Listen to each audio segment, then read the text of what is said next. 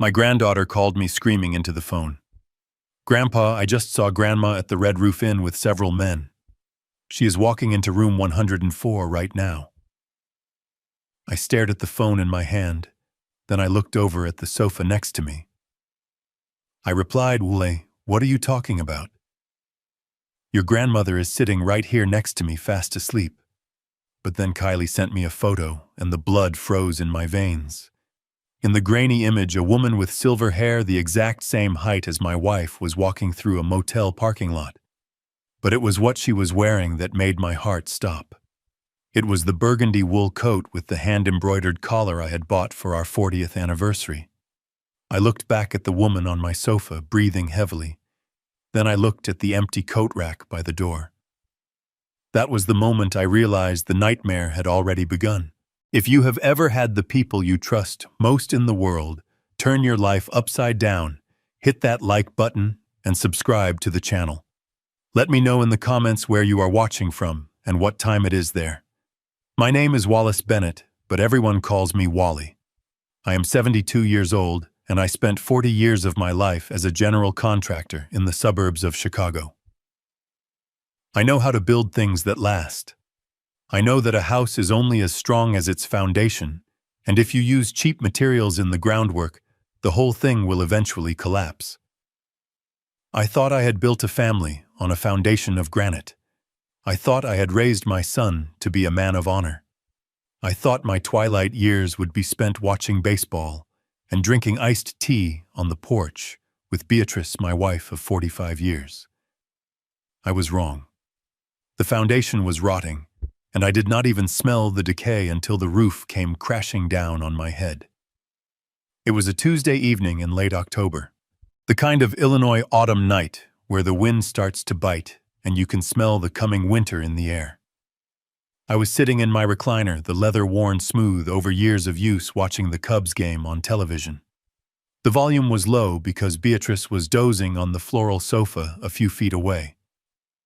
The house was quiet. It was the kind of silence you earn after raising kids and paying off a mortgage. A peaceful silence.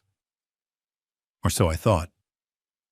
Beatrice had been complaining of a headache earlier in the evening. Our son Derek had stopped by for dinner, which was a rare occurrence these days.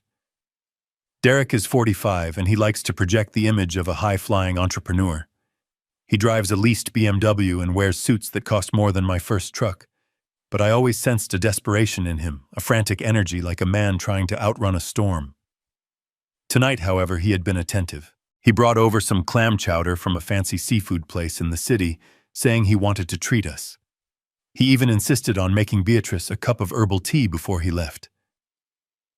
"Mom, you need to rest," he had said, his voice smooth as oil. "Drink this, it will help you sleep." Beatrice drank it, and within 20 minutes of him leaving, she was out cold. I did not think much of it at the time. I just thought she was tired. I covered her with her favorite Afghan and turned my attention to the game. Then at 8:45 p.m. my cell phone buzzed on the side table. It was a video call from Kylie, my 22-year-old granddaughter. Kylie is a good kid, a hustler. She is studying nursing during the day and driving for Uber Eats at night to pay her tuition. She has got the grit my son Derek never had. I answered, expecting her to ask if we needed anything from the store or just to check in. Instead, the screen was shaking, the camera moving wildly. "Grandpa," she whispered, her voice high and panicked. "You need to see this." "Kylie, calm down," I said, adjusting my glasses. "What is going on?" "I am at the Red Roof Inn off Route 95, the one near the industrial park," she said. "I just dropped off an order for a trucker." "Grandpa, I saw Grandma." I chuckled, a dry sound in my throat. "That is impossible, sweetheart. Grandma is right here. She is sleeping." "No, Grandpa, look," she insisted. She flipped the camera around. The video feed was grainy, lit by the harsh flickering neon of the motel sign and the yellow sodium streetlights. But the image was clear enough to stop my breath. Across the parking lot, walking toward a ground floor room, was a woman. From the back, she was Beatrice's double. Same silver hair, cut in a bob. Same slight stoop in the shoulders. Same slow gait. She was flanked by 3 men. They did not look like lovers or friends. They were wearing ill-fitting suits, carrying briefcases, looking around nervously, like men who conduct business in shadows. But it was the coat that made me stand up from my chair, my knees popping. It was a burgundy wool coat, vintage style. I had custom ordered it from a tailor in Italy 5 years ago for our 40th anniversary. It had a very specific floral embroidery on the lapel, a pattern of violets, which are Beatrice's favorite flower. It was a one-of-a-kind garment. There was not another one like it in Illinois, maybe not in the whole country. And the woman on the screen was wearing it. She walked into room 104. The 3 men followed her. The door clicked shut. I stared at the black phone screen as the video feed cut out for a second, due to bad reception. My mind was reeling, trying to process 2 contradictory realities. Reality 1, my wife was 5 feet away from me. Reality 2, my wife was in a cheap motel 5 miles away. I looked at Beatrice. She was deep in sleep. Her mouth was slightly open, and she was snoring softly. A strange, rhythmic snoring that I was not used to. I walked over to her. "Bea," I said softly. "Honey, wake up." She did not stir. I shook her shoulder gently. Usually, Beatrice is a light sleeper. If a floorboard creaks, she is awake. But tonight she was like a rag doll. Her head lolled to the side. I shook her harder. "Beatrice," I said, my voice rising. She let out a low groan, her eyelids fluttering, but not opening. Her pupils, when I pulled back her eyelid, were dilated. She looked drugged. A cold knot formed in my stomach. The tea Derek had made her. I looked back at my phone. Kylie had sent a still photo she managed to snap before the door closed. I zoomed in on the coat. The violets. I could see the violets on the collar. "Impossible," I muttered. My heart was hammering against my ribs like a trapped bird. I felt a surge of adrenaline, that old familiar feeling from my days on construction sites, when something went wrong and you had to act fast to prevent a disaster. I turned away from the sofa and marched toward our bedroom. The hallway seemed longer than usual. The photos of our family on the walls, Derek's graduation, Kylie's prom, our trips to the Grand Canyon seemed to mock me. I reached the bedroom door and pushed it open. I went straight to the closet. Beatrice is meticulous. She organizes her clothes by season and color. The section for coats is on the far left. I slid the mirrored door open. There was the gray trench coat. There was the blue rain jacket. There was the heavy black parka for the deep winter. But the hanger where the burgundy wool coat always hung was empty. It was just a wire hanger swaying slightly from the draft of the open door. I stared at that empty space, and the pieces of the puzzle slammed together in my mind with a violent force. The drug in the tea. Derek's sudden generosity. The deep sleep. The woman in the motel. Someone was impersonating my wife, and they were doing it right now in room 104 of a Fleabag motel with 3 men who looked like shyster lawyers. I did not call the police. Not yet. I did not call Derek. I knew that if I tipped my hand, whatever was happening would disappear into the night. I needed to see it. I needed to confront it. I walked back to the living room. Beatrice was still out cold. I checked her pulse. It was slow but steady. She was stable, just heavily sedated. I felt a flash of rage so hot it almost blinded me. My own son had drugged his mother. I went to the small safe we keep in the study. I spun the dial right to 24 left, to 10 right, to 5. The heavy door swung open. I reached past the stack of savings bonds and the deeds to the house, and I wrapped my hand around the cold steel of my .38 caliber revolver. I checked the cylinder. Loaded. I am not a violent man. I have not fired this gun in 20 years. But tonight, someone was using my wife's identity, stealing her image, and endangering my family. I tucked the gun into the waistband of my trousers under my flannel shirt. I grabbed my truck keys from the hook by the door. I looked at Beatrice one last time. I will be back. "B," I whispered, "and I am going to fix this." I walked out into the cold night air, climbed into my old Ford F-150, and turned the ignition. The engine roared to life, a low growl that matched the anger building in my chest. I pulled out of the driveway and headed toward Route 95. The Red Roof Inn was 15 minutes away. I made it in 10. As I drove, I dialed Kylie back. "Kylie," I said, my voice steady and cold. "Stay in your car. Lock the doors. Do not let anyone see you." "Grandpa, are you coming?" she asked, her voice trembling. "I am almost there," I said. "And God help whoever is in that room." I hung up and pressed my foot harder on the gas pedal. The streetlights blurred past me like streaks of fire. I did not know exactly what I was walking into, but I knew one thing for sure. Tonight, the foundation of my life had cracked, and I was going to find out who was holding the sledgehammer. I dropped the phone onto the cushion beside me and turned my full attention back to my wife. The image from the video call was burned into my retinas, that burgundy coat walking away from me, but the woman wearing it was miles away.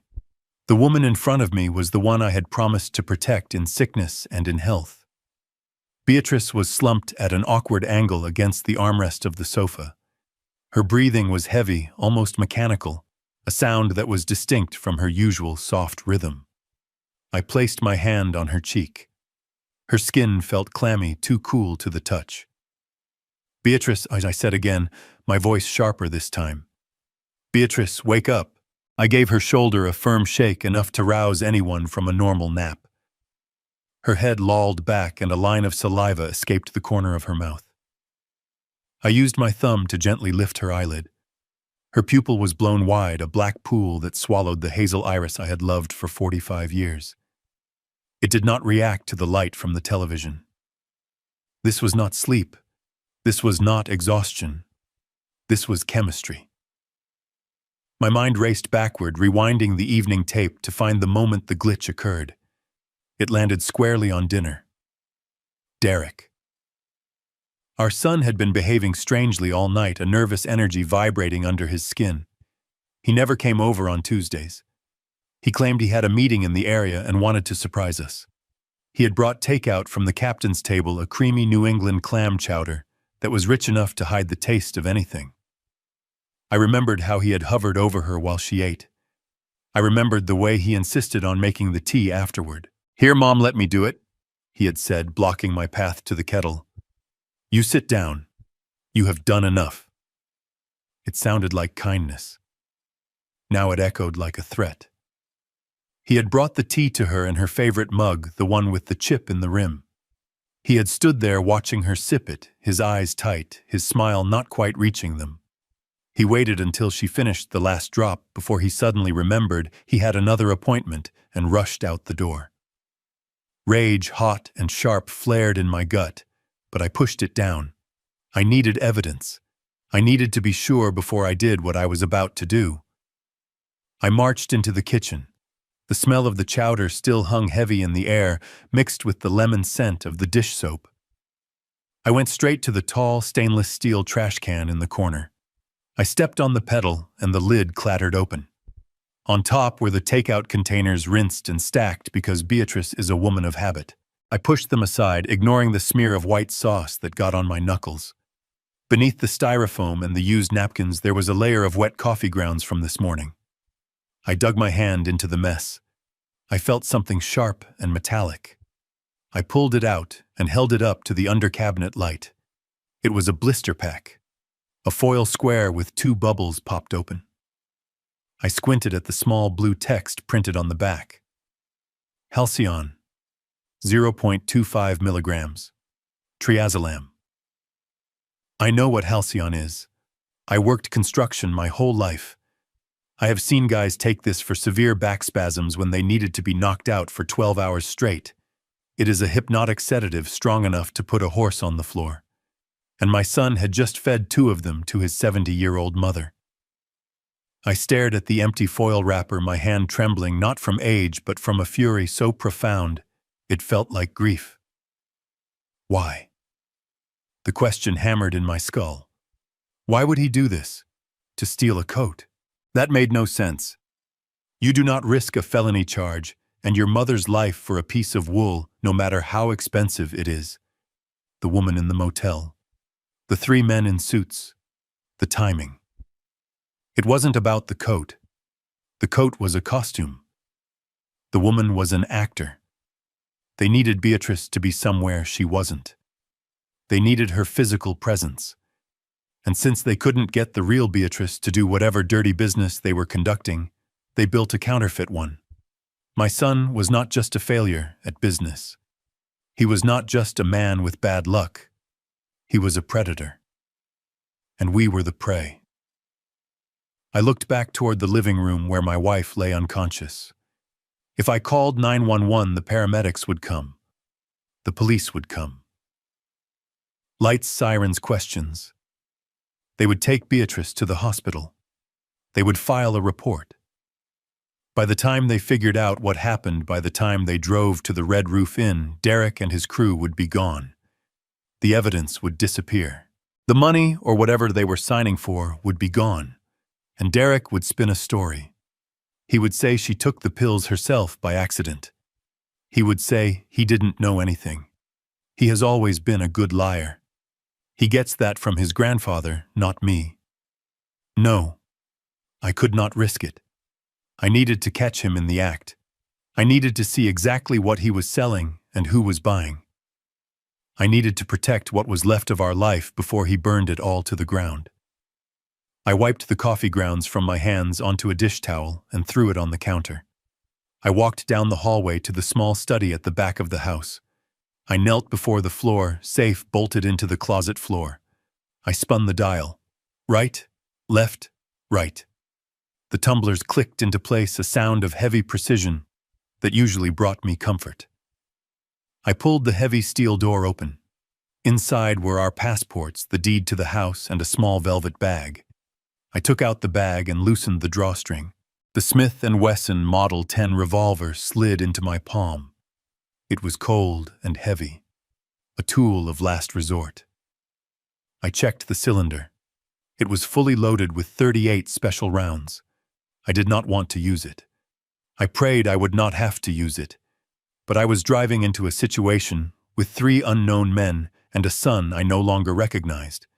I was an old man going to war for his family. I would not go empty-handed.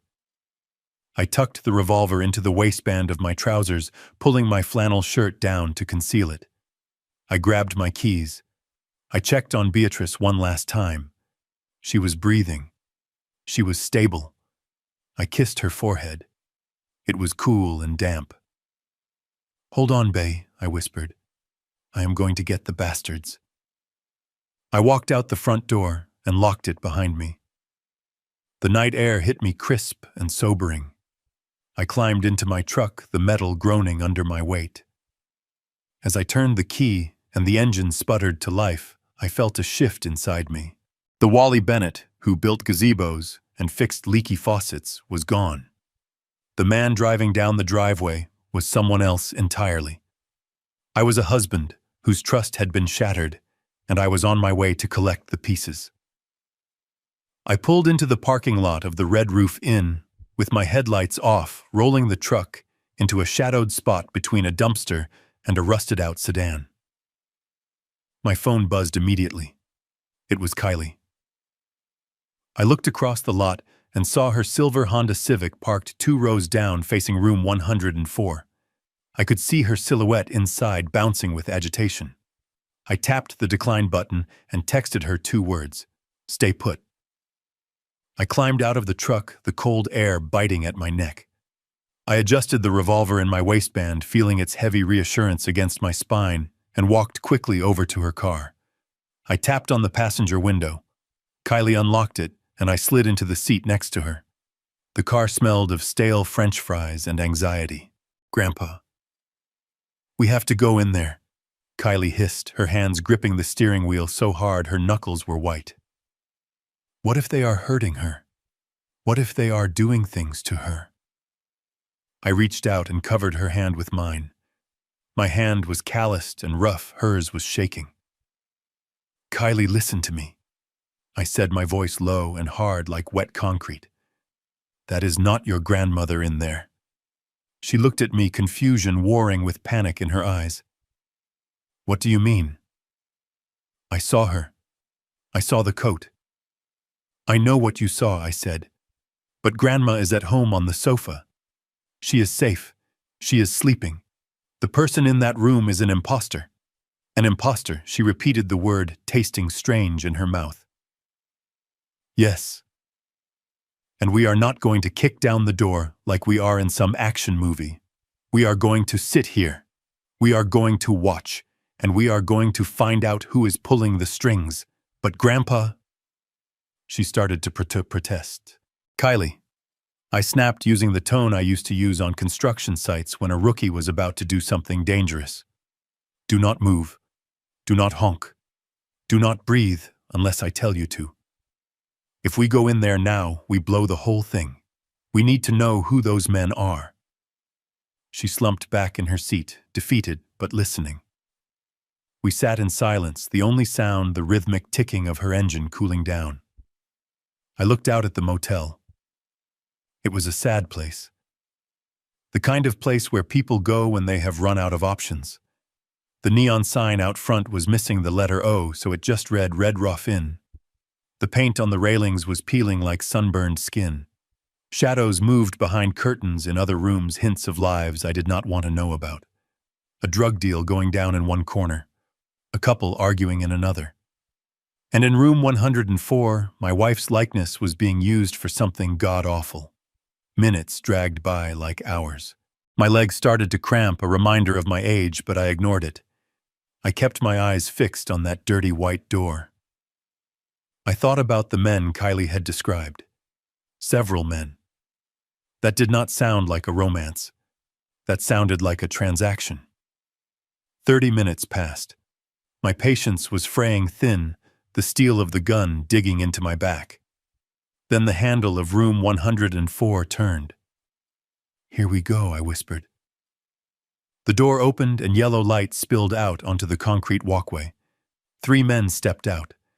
I squinted, adjusting my glasses to focus. They were not the rough types I expected to find in a place like this. They were not bikers or thugs. They were worse. They wore suits that looked expensive from a distance but cheap up close, the kind of polyester blends that shine under streetlights. They carried leather briefcases. They were checking their watches and straightening their ties. They looked like lawyers who had been disbarred or notaries who worked out of the trunks of their cars. Bottom feeders. The kind of men who facilitate disasters for a fee. They shook hands with someone inside the room, brief professional shakes, and then walked briskly toward a black sedan parked near the exit. Lawyers, I muttered. Or loan sharks with a legal degree. Then the woman stepped out. My breath hitched in my throat. From this distance under the dim light, she was Beatrice. The posture, the hair, the way she clutched the lapels of that burgundy coat against the wind. It was a perfect forgery. If I did not know for a fact that my wife was unconscious in our living room, I would have sworn it was her. She looked left and right, then started walking quickly toward the far end of the parking lot, away from the 3 men. Who is she? Kylie whispered. Let's find out, I said. I watched as she approached a dark blue SUV parked in the shadows of a large oak tree. The headlights flashed once as the car was unlocked remotely. I knew that car. It was a Lexus. It belonged to my son. The woman opened the passenger door and slid inside.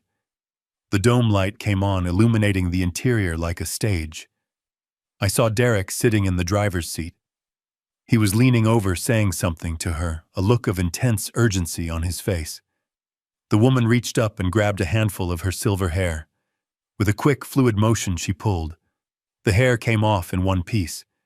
Beneath the wig, her natural hair was dark and frizzy, pulled back in a tight, messy bun. She tossed the wig onto the dashboard and laughed a sharp, jagged movement of her head. I recognized her instantly. It was Sheila. I had met her once 6 months ago. Derek had introduced her as his new administrative assistant. She was a failed actress who worked part-time at a diner downtown. She had seemed desperate, then eager to please. Now she looked like a co-conspirator. "It is Sheila," I said, my voice cold. "That actress friend of your dad." "Oh my God," Kylie said, her hand covering her mouth. "Dad is doing this." The dome light went out as Sheila closed the door. The Lexus engine started up, the red taillights flaring in the darkness. "He is using a body double," I said, the realization settling in my gut like lead. He needed Beatrice to sign something, or appear somewhere, and he couldn't get the real one, so he made his own. The Lexus pulled out of the spot and headed for the exit. The black sedan with the 3 men in suits pulled out right behind it. They were a caravan, a traveling circus of fraud. "Start the car, Kylie," I commanded. What she asked, startled. "Start the car," I repeated. "We are following them." "But Grandpa, you said stay put." "The stakeout is over," I said, my eyes fixed on the retreating taillights of my son's car. "Now the hunt begins." Kylie turned the key, and her Honda hummed to life. I did not look back at the Red Roof Inn. I did not look back at the room that had housed a counterfeit version of my life. I kept my eyes forward. I had a gun in my belt, a witness in the driver's seat, and a son who had just crossed a line from which there was no return. I was not going to let him get away. Not tonight. Not ever. "Follow that Lexus," I said, "and do not let him see you." We stayed 2 car lengths back, letting a beat-up pickup truck separate us from Derek's Lexus as we merged onto the interstate. The city skyline was a distant glow in the rearview mirror, fading as we drove deeper into the industrial sprawl of the south suburbs. This wasn't the Chicago of postcards and deep-dish pizza. This was the Chicago of rusted chain-link fences, abandoned warehouses, and streetlights that had been shot out years ago. Kylie's knuckles were white on the steering wheel, her eyes darting between the road and the red taillights ahead. I sat in silence, the revolver heavy against my hip, my mind working like a carpenter measuring a crooked frame. Why bring a fake wife to a place like this at 11 o'clock at night? The caravan exited the highway and turned onto a potholed service road lined with shuttered businesses. A liquor store with bars on the windows, a payday loan shack, and at the end of the block, a squat brick building with a flickering neon sign that buzzed like an angry hornet. It read, 24-hour notary and legal services. The black sedan pulled up to the curb, and the Lexus parked right behind it. "Kill the lights," I whispered. Kylie switched off the headlights, and we rolled into the shadows of an alley across the street. The engine ticked into silence. We watched as the 3 men in cheap suits got out of the sedan. One of them unlocked the front door of the office, while the others ushered Derek and Sheila inside. Sheila was not wearing the wig anymore, but she still had the burgundy coat draped over her shoulders like a cape.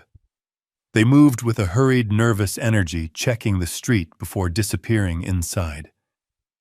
I turned to Kylie. "Keep the doors locked. If anyone comes near the car, you honk the horn and you drive away.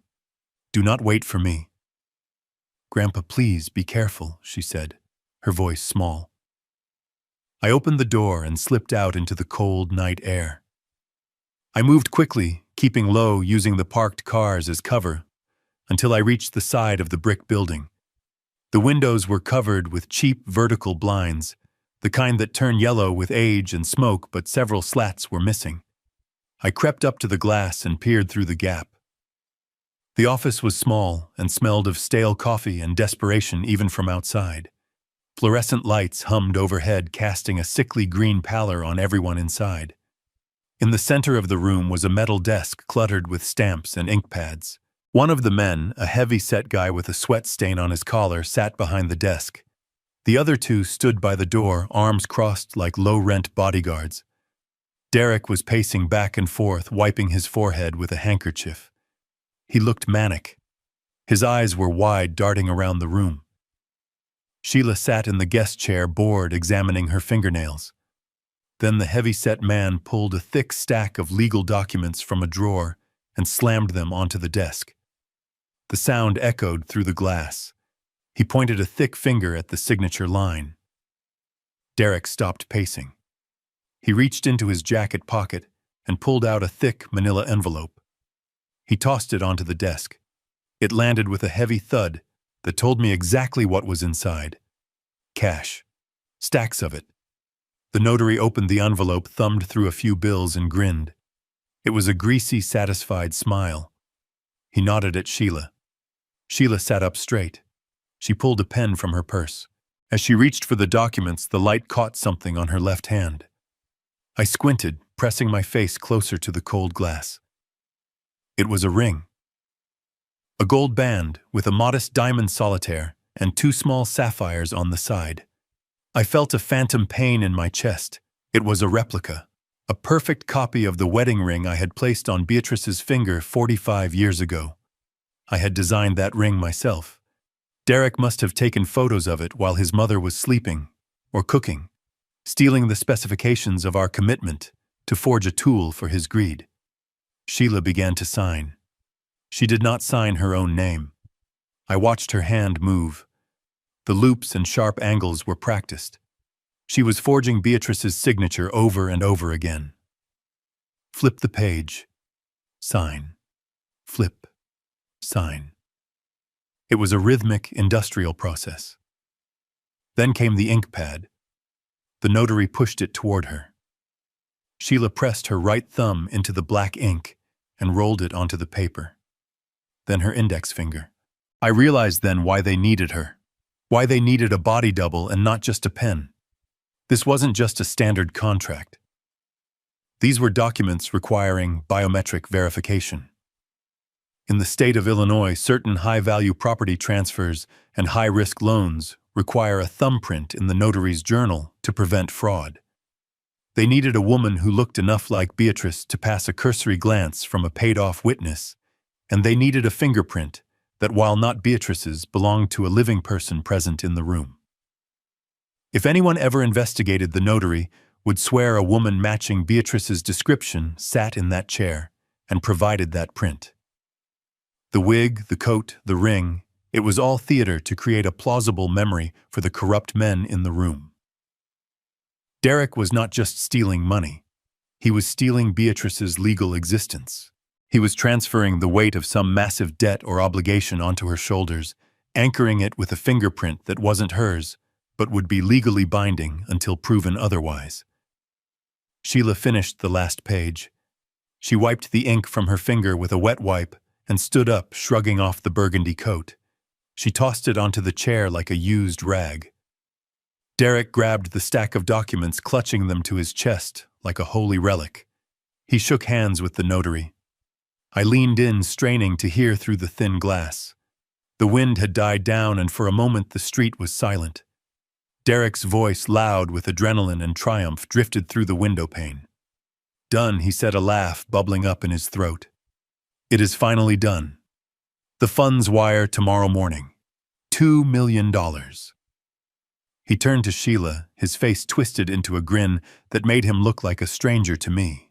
And the best part, he said, his voice dropping but still audible, is that by noon tomorrow, the old woman will be in the van headed to Golden Horizon. They have a secure memory unit. Once she is in there, nobody listens to a word she says. She will just be another senile old lady who lost her mind. And I will be $2 million richer. I pulled back from the window into the darkness of the alley. My breath came in shallow, jagged gasps. Golden Horizon. I knew that place. It was a warehouse for the forgotten, a state-run facility on the edge of the county known for sedation and silence. He was not just stealing our home. He was planning to bury his mother alive in a system she would never escape from, using her confusion from the drugs he fed her as proof of her insanity. I looked at the gun in my belt. The urge to kick down that door and end it right there was overwhelming. But I stopped. If I went in there now, it would be my word against theirs. They had the paperwork. They had the notary. They had the law twisted and perverted, but still the law on their side. I would be the crazy old man with a gun. Derek would spin it. He would say I was the one with dementia. He would say I was violent. He would use my anger to lock me up right alongside Beatrice. No. I needed more than bullets. I needed to beat him at his own game. I needed to let him think he had won, let him walk into the trap I was about to build. I needed to see the money trail. $2 million.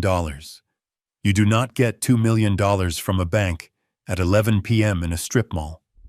You get it from people who break legs when you don't pay. I turned and walked back to the car, my steps silent on the cracked pavement. I slid into the passenger seat. Kylie looked at me, her eyes wide with fear. "What happened?" she asked. "Did you see her?" "I saw enough," I said, my voice sounding hollow to my own ears. "He is selling us out, Kylie. He signed papers worth $2 million and he is planning to commit your grandmother to an asylum tomorrow to keep her quiet." Kylie gasped, tears welling up. "We have to call the police, Grandpa." "Police need proof," I said. "And right now all we have is a video of a woman in a coat and a stack of papers we haven't read. Derek has a notary and a paper trail. If we act too soon, he wins." I looked at the brick building one last time. Derek and his crew were coming out laughing, lighting cigarettes. They looked like men who had just gotten away with murder.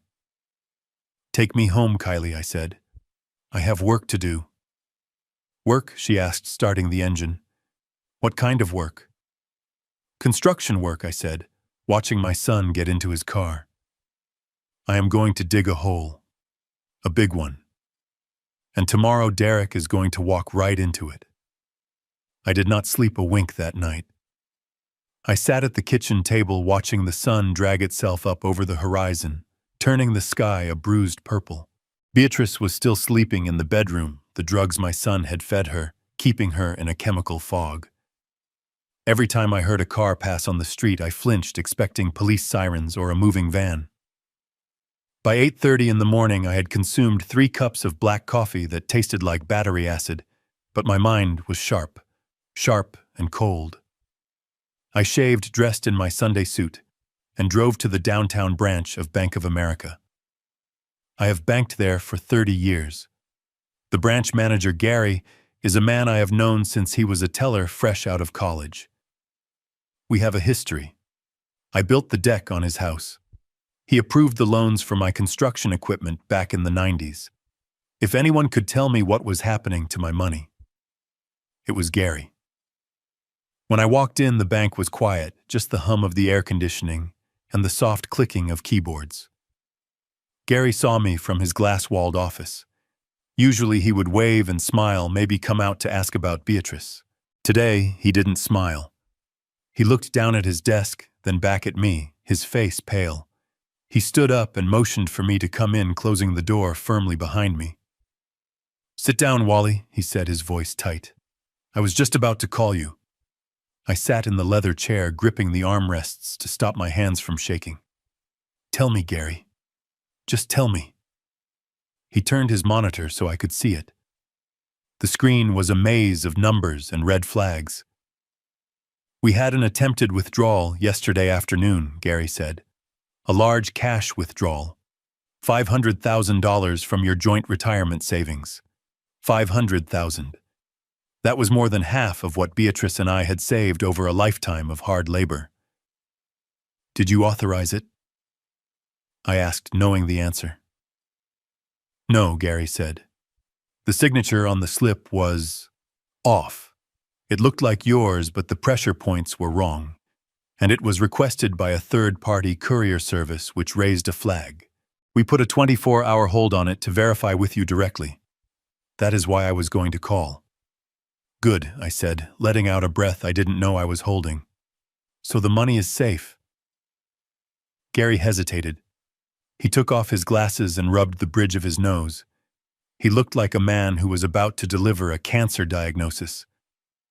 The savings account is frozen for now, Wally. But that is not the biggest problem. What is the biggest problem? I asked, my stomach dropping. This morning at 9 a.m. sharp, a notification came through our interbank system. A lien has been placed on your property. A lien, I repeated. I don't have any debts, Gary. I paid off my mortgage 15 years ago. I framed the letter from the bank. It hangs in my hallway. It is not a traditional mortgage, Gary said quietly. It is a reverse mortgage. A jumbo reverse mortgage for $1.2 million. The room seemed to tilt. A reverse mortgage. I knew what those were. They were products designed to help cash-poor seniors stay in their homes by borrowing against their equity. But in the wrong hands, they were a trap, a way to strip the value out of a house until there was nothing left but a shell. $1.2 million, I whispered. It was approved preliminarily by a private lender called Apex Capital Solutions, Gary explained. They are a hard money lender, Wally. They don't operate like us. They charge exorbitant fees and high interest, but they move fast. They wired a confirmation request to us because we hold the title deed in our safety deposit box service. They are selling my house, I said, my voice rising. My son is selling my house out from under me. Gary slid a photocopy across the desk. It was a document faxed over just minutes ago. It was a loan agreement. And there at the bottom were the signatures. Wallace Bennett. Beatrice Bennett. They were perfect, or at least perfect enough to fool a clerk at a predatory lending firm. Next to the signatures was a notary seal. I leaned in and read the name on the stamp. Earl J. Miller. Commission expires 2025. It was the same name I had seen on the door of the brick building last night. The date on the stamp was yesterday. The location was listed as your residence, Gary noted. It says here the notary witnessed you and Beatrice signing these papers in your living room at 7 p.m. That is a lie. I slammed my fist on the desk, rattling the pen holder. Beatrice was drugged on the sofa. I was watching baseball. And that notary was in a strip mall 3 towns over with a woman wearing a wig. Gary looked alarmed. Wally, keep your voice down. What are you talking about? I took a deep breath, trying to steady my heart rate. Gary, listen to me. Derek is behind this. He has hired an imposter to play Beatrice. He paid off a crooked notary. He is trying to drain our accounts and leverage the house for cash. He needs the money to pay off loan sharks. Gary's eyes went wide. He looked at the paperwork again, then back at me with a new horror. If that is true, Wally, this is sophisticated fraud. Felony level. It is, I said, and I am going to stop him. But right now I need you to lock everything down. Freeze the accounts. Reject the title request. Tell this Apex Capital to go to hell. Do not let a single penny leave this building. Gary nodded, reaching for his keyboard. I can put a fraud alert on the accounts. I can refuse to release the deed. That will stall the reverse mortgage process. They can't close without the clear title. Do it, I commanded. Do it now. He typed furiously for a moment, hitting the enter key with a sense of finality. Done. The savings are locked. The title request is flagged as contested. Nobody gets anything without you standing here in person with 2 forms of ID. Thank you, Gary, I said, feeling a momentary wave of relief. But then the printer in the corner of his office whirred to life. A single sheet of paper slid into the tray. Gary glanced at it, and the color drained from his face again. He picked it up slowly, reading it twice. Wally, he said, his voice barely a whisper. This just came through the electronic filing system. What is it? I asked. It is a power of attorney, Gary said. A durable general power of attorney. He handed me the paper. I snatched it. It was a legal document granting Derek James Bennett full, unrestricted authority over the financial and legal affairs of Wallace and Beatrice Bennett. It gave him the right to access accounts, sell property, take out loans, and make medical decisions. It was dated yesterday. It bore the same notary stamp, and it bore our forged signatures. This is fake, as I stammered. I never signed this.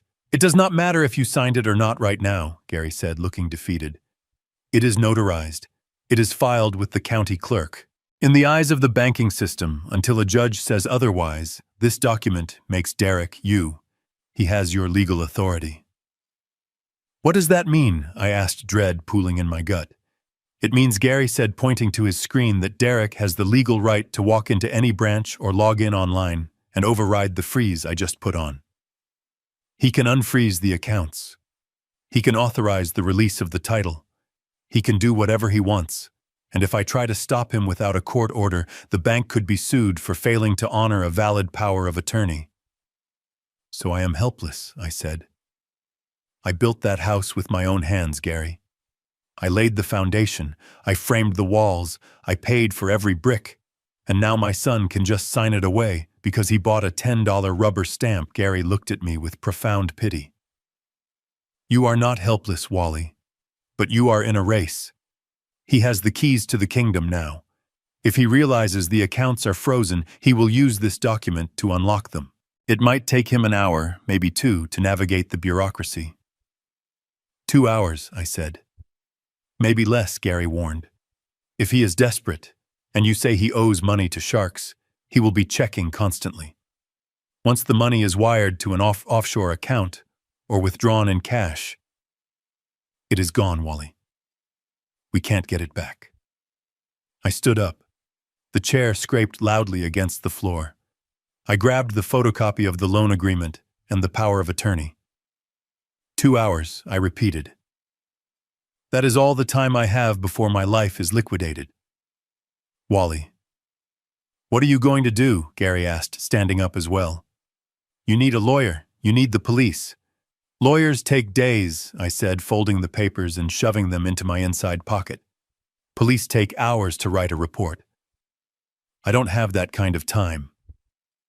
I walked to the door. Wally, Gary called out, Don't do anything crazy. I looked back at him. I am not crazy, Gary. I am just a man who is about to foreclose on his own son. I walked out of the bank into the blinding morning sun. The clock was ticking. Derek had the legal paper that said he owned me, but I had something he didn't know about. I knew his secret, and I knew who he owed the money to. If I couldn't stop the transaction through the bank, I had to stop it at the source. I had to go to the only people Derek feared more than me. I had to find the sharks. I drove straight from the bank to a rundown strip mall on the edge of the city limits. It was the kind of place that housed a laundromat, a vape shop, and a bail bondsman.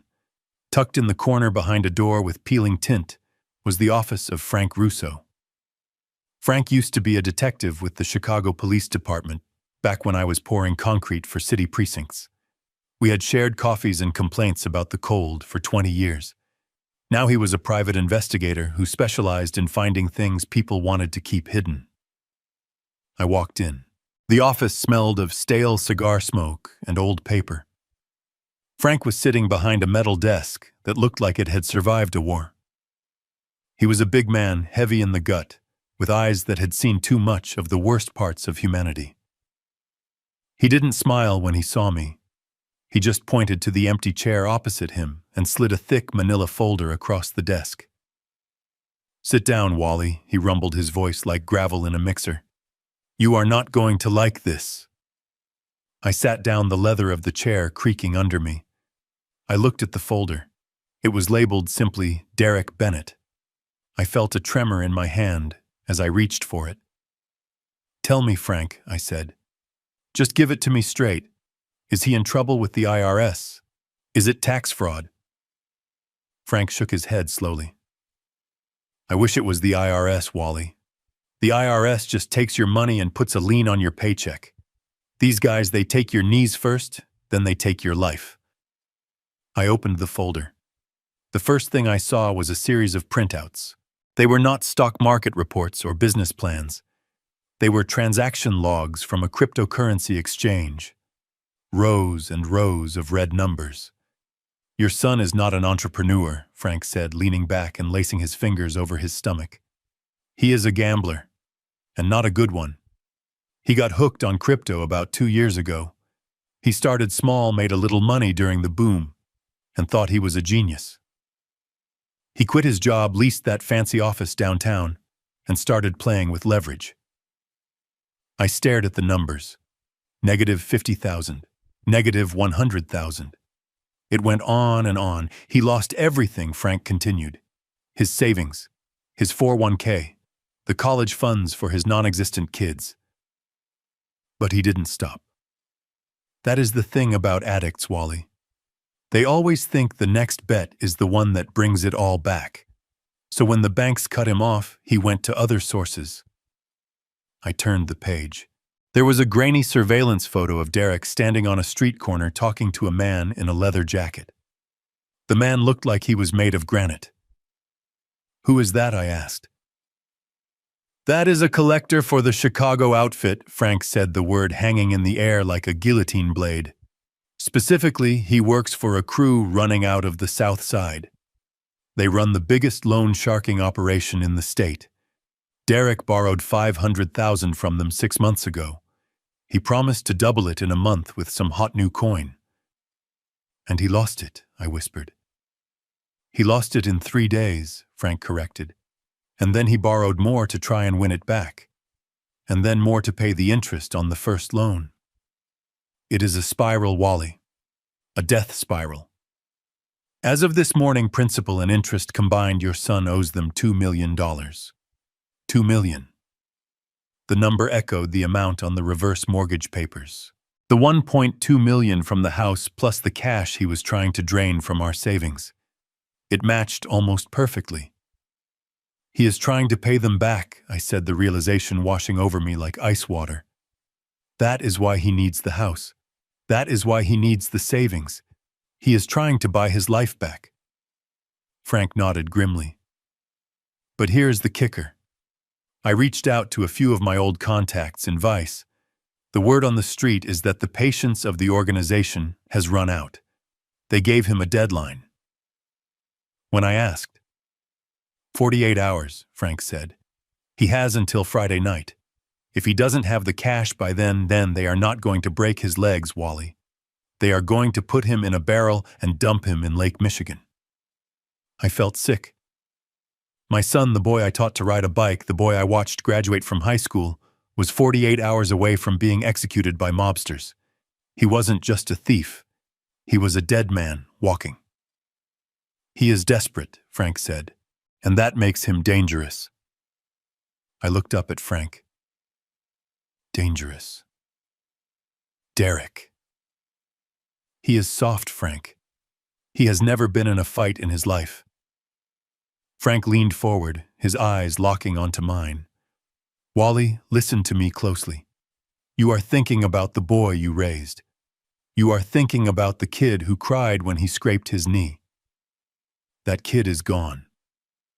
The man who owes $2 million to the mob is not your son anymore. He is a cornered animal." Frank tapped a photo in the file. It was a picture of Derek leaving a pharmacy 3 days ago. "We pulled his credit card records," Frank said. "He bought rubbing alcohol duct tape and a box of latex gloves, and he picked up a prescription.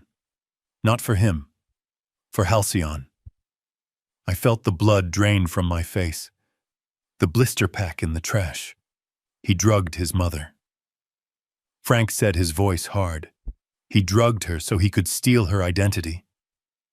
"Do you think he did that because he hates her?" "No. He did it because he is terrified. Fear strips away your morality, Wally. It strips away your humanity. When a man has a gun to his head, he will throw anyone in front of the bullet to save himself. Even his own mother. Even you." I closed the folder. The weight of it felt like a tombstone. "He is planning to put her in a home," I said quietly. I heard him say it. "He wants to commit her to Golden Horizon so she can't testify against him." Frank nodded. "It fits. If she is declared incompetent, he gets power of attorney over everything. He liquidates the assets, pays the sharks, and walks away clean. And Beatrice spends the rest of her life sedated in a state facility wondering why her family abandoned her. I stood up. My legs felt heavy, but my resolve was hardening into something unbreakable. I can't let that happen, Frank. I have to stop him. You have to be careful, Frank warned, standing up as well. If you confront him, if you back him into a corner and tell him the game is up, he might snap. He has nothing left to lose. If he thinks you are the only thing standing between him and survival, he won't see you as his father. He will see you as an obstacle, and he will remove you. I touched the revolver tucked into my belt. I am ready for him, Frank. Frank saw the gesture and sighed. I know you are tough, Wally. You built half this town with your bare hands. But this isn't a construction site. This is your flesh and blood. Can you really pull that trigger if it comes down to it? I looked at the door, thinking of Beatrice lying helpless in our bed, thinking of the fear in her eyes, if she ever woke up in a strange room surrounded by strangers. I don't know, I said honestly. But I know one thing. He is not taking my wife, and he is not taking my home. Frank handed me a small USB drive. Here is the digital copy of everything. The bank records, the photos, the emails we scraped. It is enough to send him to prison for 20 years for fraud and elder abuse. But it won't stop the sharks. Even if he goes to jail, the debt doesn't just disappear. They might come looking for the next of kin. That chilled me more than anything. I took the drive. Thank you, Frank. Go home, Wally, Frank said. Lock your doors, and do not trust anything he says. The Derek you knew died the minute he signed that loan agreement with the devil. I walked out of the office into the bright afternoon sun, but everything looked gray. My son was a gambling addict. He was a fraudster. And he was hunted. He had 48 hours. That meant I had less. I had to move before the sharks did, and before Derek made his final desperate play. I got into my truck and gripped the wheel. I wasn't just fighting for my house anymore. I was fighting a war on two fronts. On one side, my son, the traitor. On the other, the Chicago outfit. And in the middle, Beatrice and me holding on to a life that was crumbling by the second. I started the engine. It was time to go home. It was time to set the stage. If Derek wanted to play games with our lives, I was going to change the rules. I drove toward the highway, my mind racing, formulating a plan that was risky, dangerous, and absolutely necessary. I was going to use his desperation against him. I was going to let him think he had won right up until the moment the trap snapped shut. I sat in my truck in the driveway for a long time, the engine ticking as it cooled in the autumn chill. The USB drive Frank had given me felt heavy in my pocket, heavier than the revolver, heavier than a sack of cement. It was a digital coffin, and inside lay the last remains of the boy I had raised. I walked into the house quietly. The silence was thick, broken only by the hum of the refrigerator.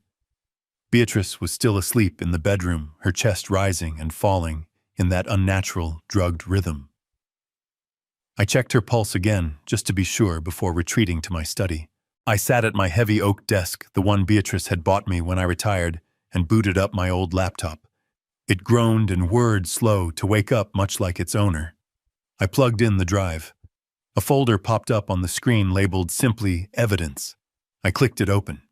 There were subfolders for bank statements, crypto logs, and surveillance photos, but one file name caught my eye. It was an email archive labeled Sunnyvale Correspondence. I knew the name Sunnyvale. Everyone in the county knew Sunnyvale. It was a facility on the far edge of town, a gray concrete block surrounded by a chain-link fence that looked more like a prison than a care home. It was the place where people sent relatives they wanted to forget. It had a reputation for sedation, bedsores, and silence. It was the cheapest facility in the state, a warehouse for the unwanted. I opened the first email. It was dated 3 days ago. The subject line read, Immediate Admission Inquiry for Beatrice Bennett. My hand hovered over the mouse. I felt a physical resistance, a sickness rising in my throat, but I forced myself to click. The email was from Derek. To the admission director, it read, "My mother, Beatrice Bennett, has suffered a rapid cognitive decline. She has become unmanageable. She wanders at night. She creates disturbances. Most concerningly, she has begun exhibiting signs of hypersexuality and inappropriate public behavior. I can no longer care for her safely at home. I require an immediate secure placement in your memory care lockdown unit." I read the words again. Hypersexuality. Inappropriate public behavior. He was not just calling her senile. He was painting her as a deviant. He was destroying her dignity to justify locking her away. I clicked the attachment. It was a video file. I played it. It was the footage from the motel parking lot, shot from a different angle, clearly taken by Derek from inside his car. It showed the woman in the burgundy coat walking toward the room with the three men. But the audio had been doctored. You could hear Derek's voice sounding distraught and tearful, narrating over the scene. "Oh God, Mom, what are you doing?" his voice said on the recording. "Please, just come home. Who are these men?" It was a performance. A sick, twisted performance designed to convince a judge or a doctor that his mother was out of control. He was framing the woman who taught him to tie his shoes, the woman who sat up with him when he had the chicken pox, as a woman who engaged in group sex in cheap motels. I opened the reply from the Sunnyvale director. It was brief and cold. "Mr. Bennett, based on the evidence provided and your power of attorney status, we can expedite admission. We have a bed in the secure wing. No visitation allowed for the first 30 days to allow for acclimation. We can send a transport team tomorrow afternoon." Tomorrow afternoon. That was his timeline. He was going to sell the house in the morning, pocket the cash, and by the time the ink was dry, a van would pull up to my curb. 2 orderlies would drag my drugged wife out of her bed, strap her to a gurney, and drive her to a place where she would scream my name and no one would listen. He was going to bury her alive. I leaned back in my chair, the leather creaking. I took off my glasses and rubbed my eyes. I thought I had felt anger before. I thought I knew what rage was. But this was different. This was a cold, absolute zero. The heat was gone. The confusion was gone. The father who hoped for a misunderstanding, the man who remembered playing catch in the yard, that man died in this chair. Derek was not my son. Not anymore. He was a biological accident. He was a tumor that had grown into the shape of a man, consuming everything good around him to sustain his own rot. He was willing to lobotomize his mother's life to pay for his gambling mistakes. I looked at the photo of Derek on the bookshelf. He was 10 years old, holding a fish he had caught, smiling that gap-toothed smile. I stood up, walked over to the shelf, and took the frame. I looked at it for a long moment. Then calmly, methodically, I removed the backing. I took the photo out. I tore it in half. Then in quarters. I dropped the pieces into the wastebasket. I sat back down at the computer. I needed to know the rest of it. I dug deeper into the emails. I found the financial agreement with Sunnyvale. He had negotiated the lowest possible rate. He wasn't even going to use a fraction of the stolen millions to make her comfortable. He was dumping her in the bargain bin. There was another email chain with a lawyer I didn't recognize. It outlined the strategy. "Once she is admitted, we will file for emergency guardianship based on the video evidence of her instability," the lawyer had written. "The father, Wallace Bennett, is elderly and likely compliant. If he resists, we can argue he is also suffering from shared delusion or is enabling her behavior. We can petition for the state to take control of the assets which you, as the primary agent, will manage." So that was the endgame for me. If I fought back, if I tried to save her, he would paint me as crazy too. He would put me in the room next to hers at Sunnyvale. We would rot there together while he lived in a penthouse in the city. I closed the laptop. My hands were steady now. The trembling had stopped. I felt a clarity that was almost frightening. I knew exactly what I had to do. I couldn't just stop him. I couldn't just call the police. The police would see a messy domestic dispute. They would see legal papers, a power of attorney, a medical referral. Derek had built a fortress of paperwork. I had to blow the fortress up from the inside. I had to let him think he had won. I had to let him walk through the front door with his doctors and his lawyers. I had to let him stand in my living room and declare victory. And then I had to drop the hammer. I picked up my phone and dialed Kylie. She answered on the first ring. "Grandpa, are you okay?" she asked. "Where are you?" "I am home, Kylie," I said. My voice was different. She must have heard it because she fell silent. "What did you find?" she asked quietly. "I found out that your father is coming here tomorrow," I said. "He is bringing a medical team. He plans to take your grandmother away." "What?" she screamed. "We have to leave. We have to take her somewhere safe." "No," I said. "We are not running. This is my house. This is my fortress. And we are going to stand our ground." "But Grandpa, if he has papers, if he brings people, what can we do?" she asked, sounding terrified. "We are going to put on a show, Kylie," I said. "We are going to give him the performance of a lifetime." "I need you to do something for me," I continued. "I need you to go to my storage unit. The key is under the mat in your car. I need you to get the projector, the big one I used for client presentations, and the portable screen, and the sound system." "The projector?" she asked, confused. "Why?" "Because we are going to have a movie night," I said. "When your father walks in here tomorrow with his lies, I don't want to just tell him I know the truth. I want to show him. I want to project his sins onto the wall in 4K resolution. I want him to see exactly what he looks like when no one is watching." "Can you do that for me, Kylie?" I asked. I can hear her breathing on the other end of the line. I could hear the fear, but I could also hear the resolve. She was a Bennett. She had steel in her spine. "I will get it, Grandpa," she said. "I will be there in an hour." "Good girl," I said. "Come to the back door. Park down the street. We have a lot of work to do before sunrise." I hung up the phone. I looked around my study. The shadows were lengthening. The house was quiet, but it wasn't a peaceful quiet anymore. It was the silence of a battlefield before the first shot is fired. I opened the drawer and took out a fresh notepad. I began to write a list. I needed to call my own lawyer. I needed to call the bank. And I needed to make one more trip tonight. I had to go see a man about a debt. Not my debt. Derek's debt. If I was going to destroy my son, I had to make sure the shrapnel didn't hit me or Beatrice. I had to control every variable. I had to own the board. I stood up and walked to the window. I looked out at the street where my son would arrive tomorrow. He thought he was coming to collect his inheritance. He didn't know he was coming to his execution. "I am ready for you, Derek," I whispered to the glass. "You wanted to play games with our lives. Well, your father just changed the rules, and I play for keeps."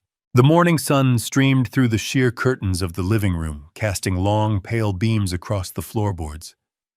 I had laid myself 30 years ago. It should have been a beautiful day, the kind where you rake leaves and drink coffee on the porch, but the air inside the house was heavy, suffocating, like the atmosphere before a tornado touches down. I sat in my armchair, the leather cold against my back. Beatrice was sitting on the sofa across from me. She was awake finally, but she was not herself. The drugs had left her hollowed out. Her eyes were glassy, moving slowly around the room, as if she were trying to recognize furniture she had dusted for decades. Her hands sat limp in her lap, trembling slightly. I looked at her and felt a fresh wave of hatred for my son, hot and corrosive. He had turned my vibrant, sharp-witted wife into a ghost in her own home just to facilitate a transaction. I wanted to tell her everything.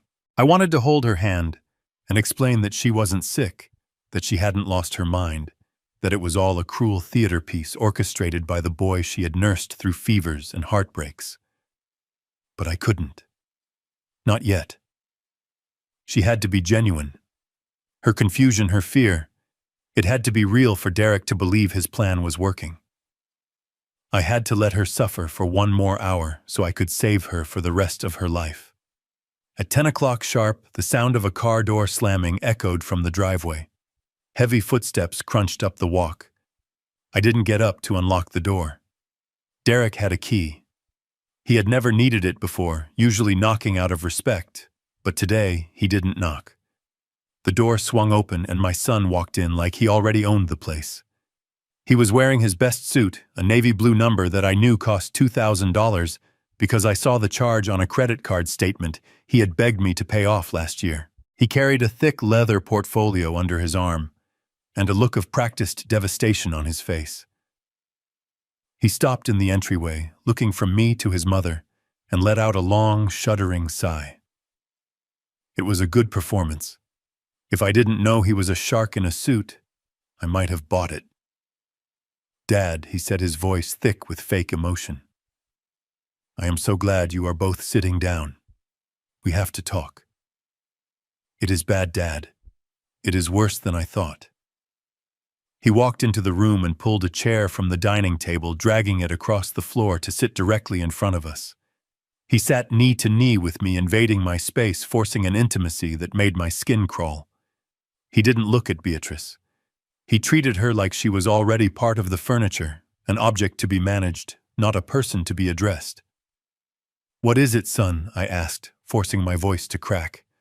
I slumped my shoulders, rounding my back to look smaller, frailer.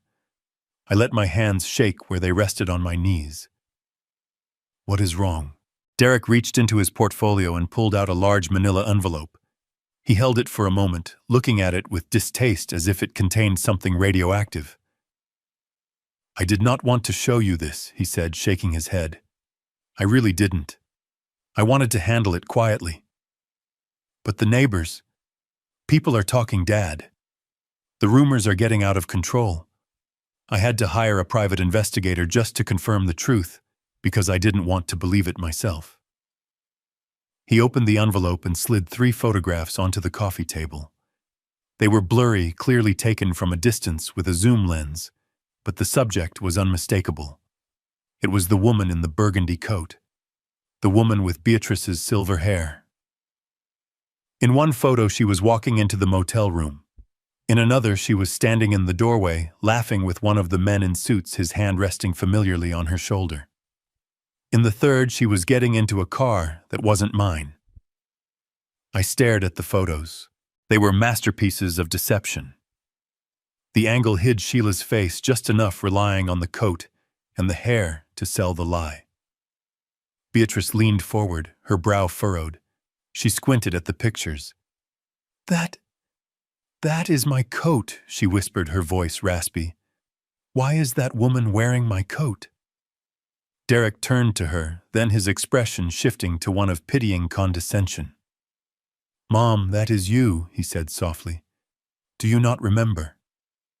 That was last night. You went to the motel on Route 95.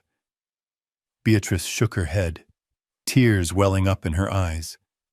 "No. I was here. I had soup. You brought soup." Derek looked at me, his eyes pleading for me to accept his reality. "See, Dad. This is what the doctor warned us about. It is the dementia. It is advancing rapidly. She is losing time. She doesn't remember going out. She doesn't remember the men." "The men," I repeated, injecting a tremor of horror into my voice. "Yes, Dad," Derek said, leaning in closer. "It is not just confusion. It is behavioral. Hypersexuality.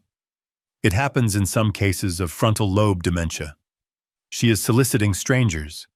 She is meeting men in motels. It is dangerous, Dad. And it is humiliating. If the church finds out, if the town finds out, the Bennett name will be mud." Beatrice began to cry, a soft, wounded sound. "I did not do that," she sobbed. "Wallace, tell him. I was here with you." I looked at my wife, and it took every ounce of my willpower not to reach out and comfort her. I had to stay in character. I had to be the bewildered husband, not the protector. I looked from her to Derek, my eyes wide and watery behind my glasses. I was watching the game," I stammered. I fell asleep in the chair. Maybe she did go out. Derek seized on my hesitation like a wolf on a wounded deer. "Exactly, Dad. You can't watch her 24/7. You are getting older too. You need rest. What if she leaves one night and walks into traffic? What if one of these men hurts her? We can't risk it anymore. We can't be selfish." He reached into the portfolio again and pulled out a stack of documents. These were the papers I had seen him prepare with the crooked lawyer. I made some calls, Derek said, his voice taking on a brisk, efficient tone. I used my connections. I found a place. Golden Horizon. It is a top-tier facility. They have a secure memory unit. They can give her the help she needs. They can keep her safe, and they have a bed open today. But we have to move fast. I looked at the papers. The logo for Golden Horizon was at the top. It was a transfer of guardianship and an involuntary commitment order. "Today," I asked. "That is so soon. It has to be today," Derek insisted. "Before she hurts herself or someone else. I have a transport team waiting down the street. They are professionals. They can take her there, get her settled. You won't even have to drive." He pushed the papers toward me along with a heavy, expensive fountain pen. "I need you to sign this, Dad. It grants me full power of attorney to handle the admission and manage the finances to pay for her care. It is expensive, Dad. Very expensive. But don't worry. I will handle the bills. I will manage the house, the accounts. I will make sure she gets the best. You just need to focus on resting." I looked at the pen. It was black with gold trim. It looked like a judge's gavel. I looked at Beatrice. She was weeping silently into her hands, broken by the accusation, confused by the drugs, terrified by her son's words. "Derek," I said, my voice barely a whisper. "She is your mother." "I know, Dad," he said, and for a second I saw a flicker of something real in his eyes. Maybe guilt. Maybe fear of the sharks waiting for his money. But he blinked, and it was gone. "That is why I am doing this. I am saving her." He tapped the signature line. "Sign here, Dad. Let me take the burden off your shoulders." I reached out and took the pen. My hand shook violently, the nib hovering over the paper. I let the tip scratch against the page, making a jagged mark that wasn't quite a letter. I looked up at him. He was watching the pen with a hunger that was terrifying to behold. He wasn't looking at his father. He was looking at a signature that would unlock $2 million. He was looking at his salvation bought with our destruction. I took a deep, shuddering breath. I let my hand drop to the table, the pen clattering against the wood. "Is there no other way, son?" I asked, my voice pleading. "Can't we hire a nurse? Can't she stay here?" Derek's jaw tightened. He was losing patience. He checked his watch. The sharks were waiting. "No, Dad," he said sharply. "We can't afford a private nurse, and she is too dangerous to keep here. It has to be this way. Trust me.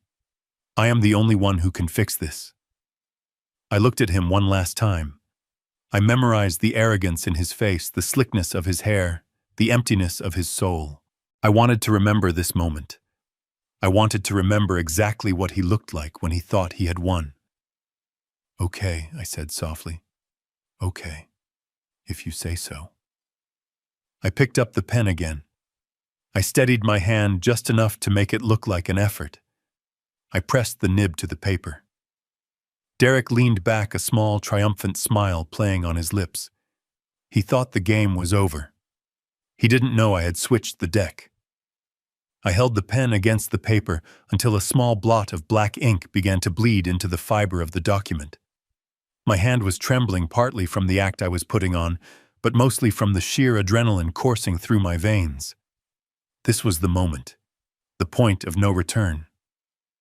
I looked up at Derek. He was vibrating with impatience, his eyes darting to the grandfather clock in the corner, then back to my hand. He was sweating a sheen of desperation, slicking his forehead. He was terrified of the men he owed money to, but he was not terrified enough to stop destroying his family. "Derek," I said, my voice barely a whisper, forcing him to lean in. "I need to ask you one last time. Look at me, son. Look at your mother." He sighed, an exasperated puff of air through his nose. "Dad, we have been over this. The transport team is 5 minutes away. Sign the papers." "Are you sure this is the only way?" I asked, letting my eyes water behind my glasses. "Is there really no other option? No other way to fix whatever trouble you are in without locking your mother away? If you tell me the truth, Derek, right now, if you tell me everything, maybe we can figure something out. I have some savings. I can help." It was a lie, of course. I knew exactly how much debt he had, and I knew my savings were frozen, but I needed to offer him the lifeline. I needed to know for my own soul that I had given him every possible chance to be a human being before I treated him like an enemy combatant. Derek looked at me.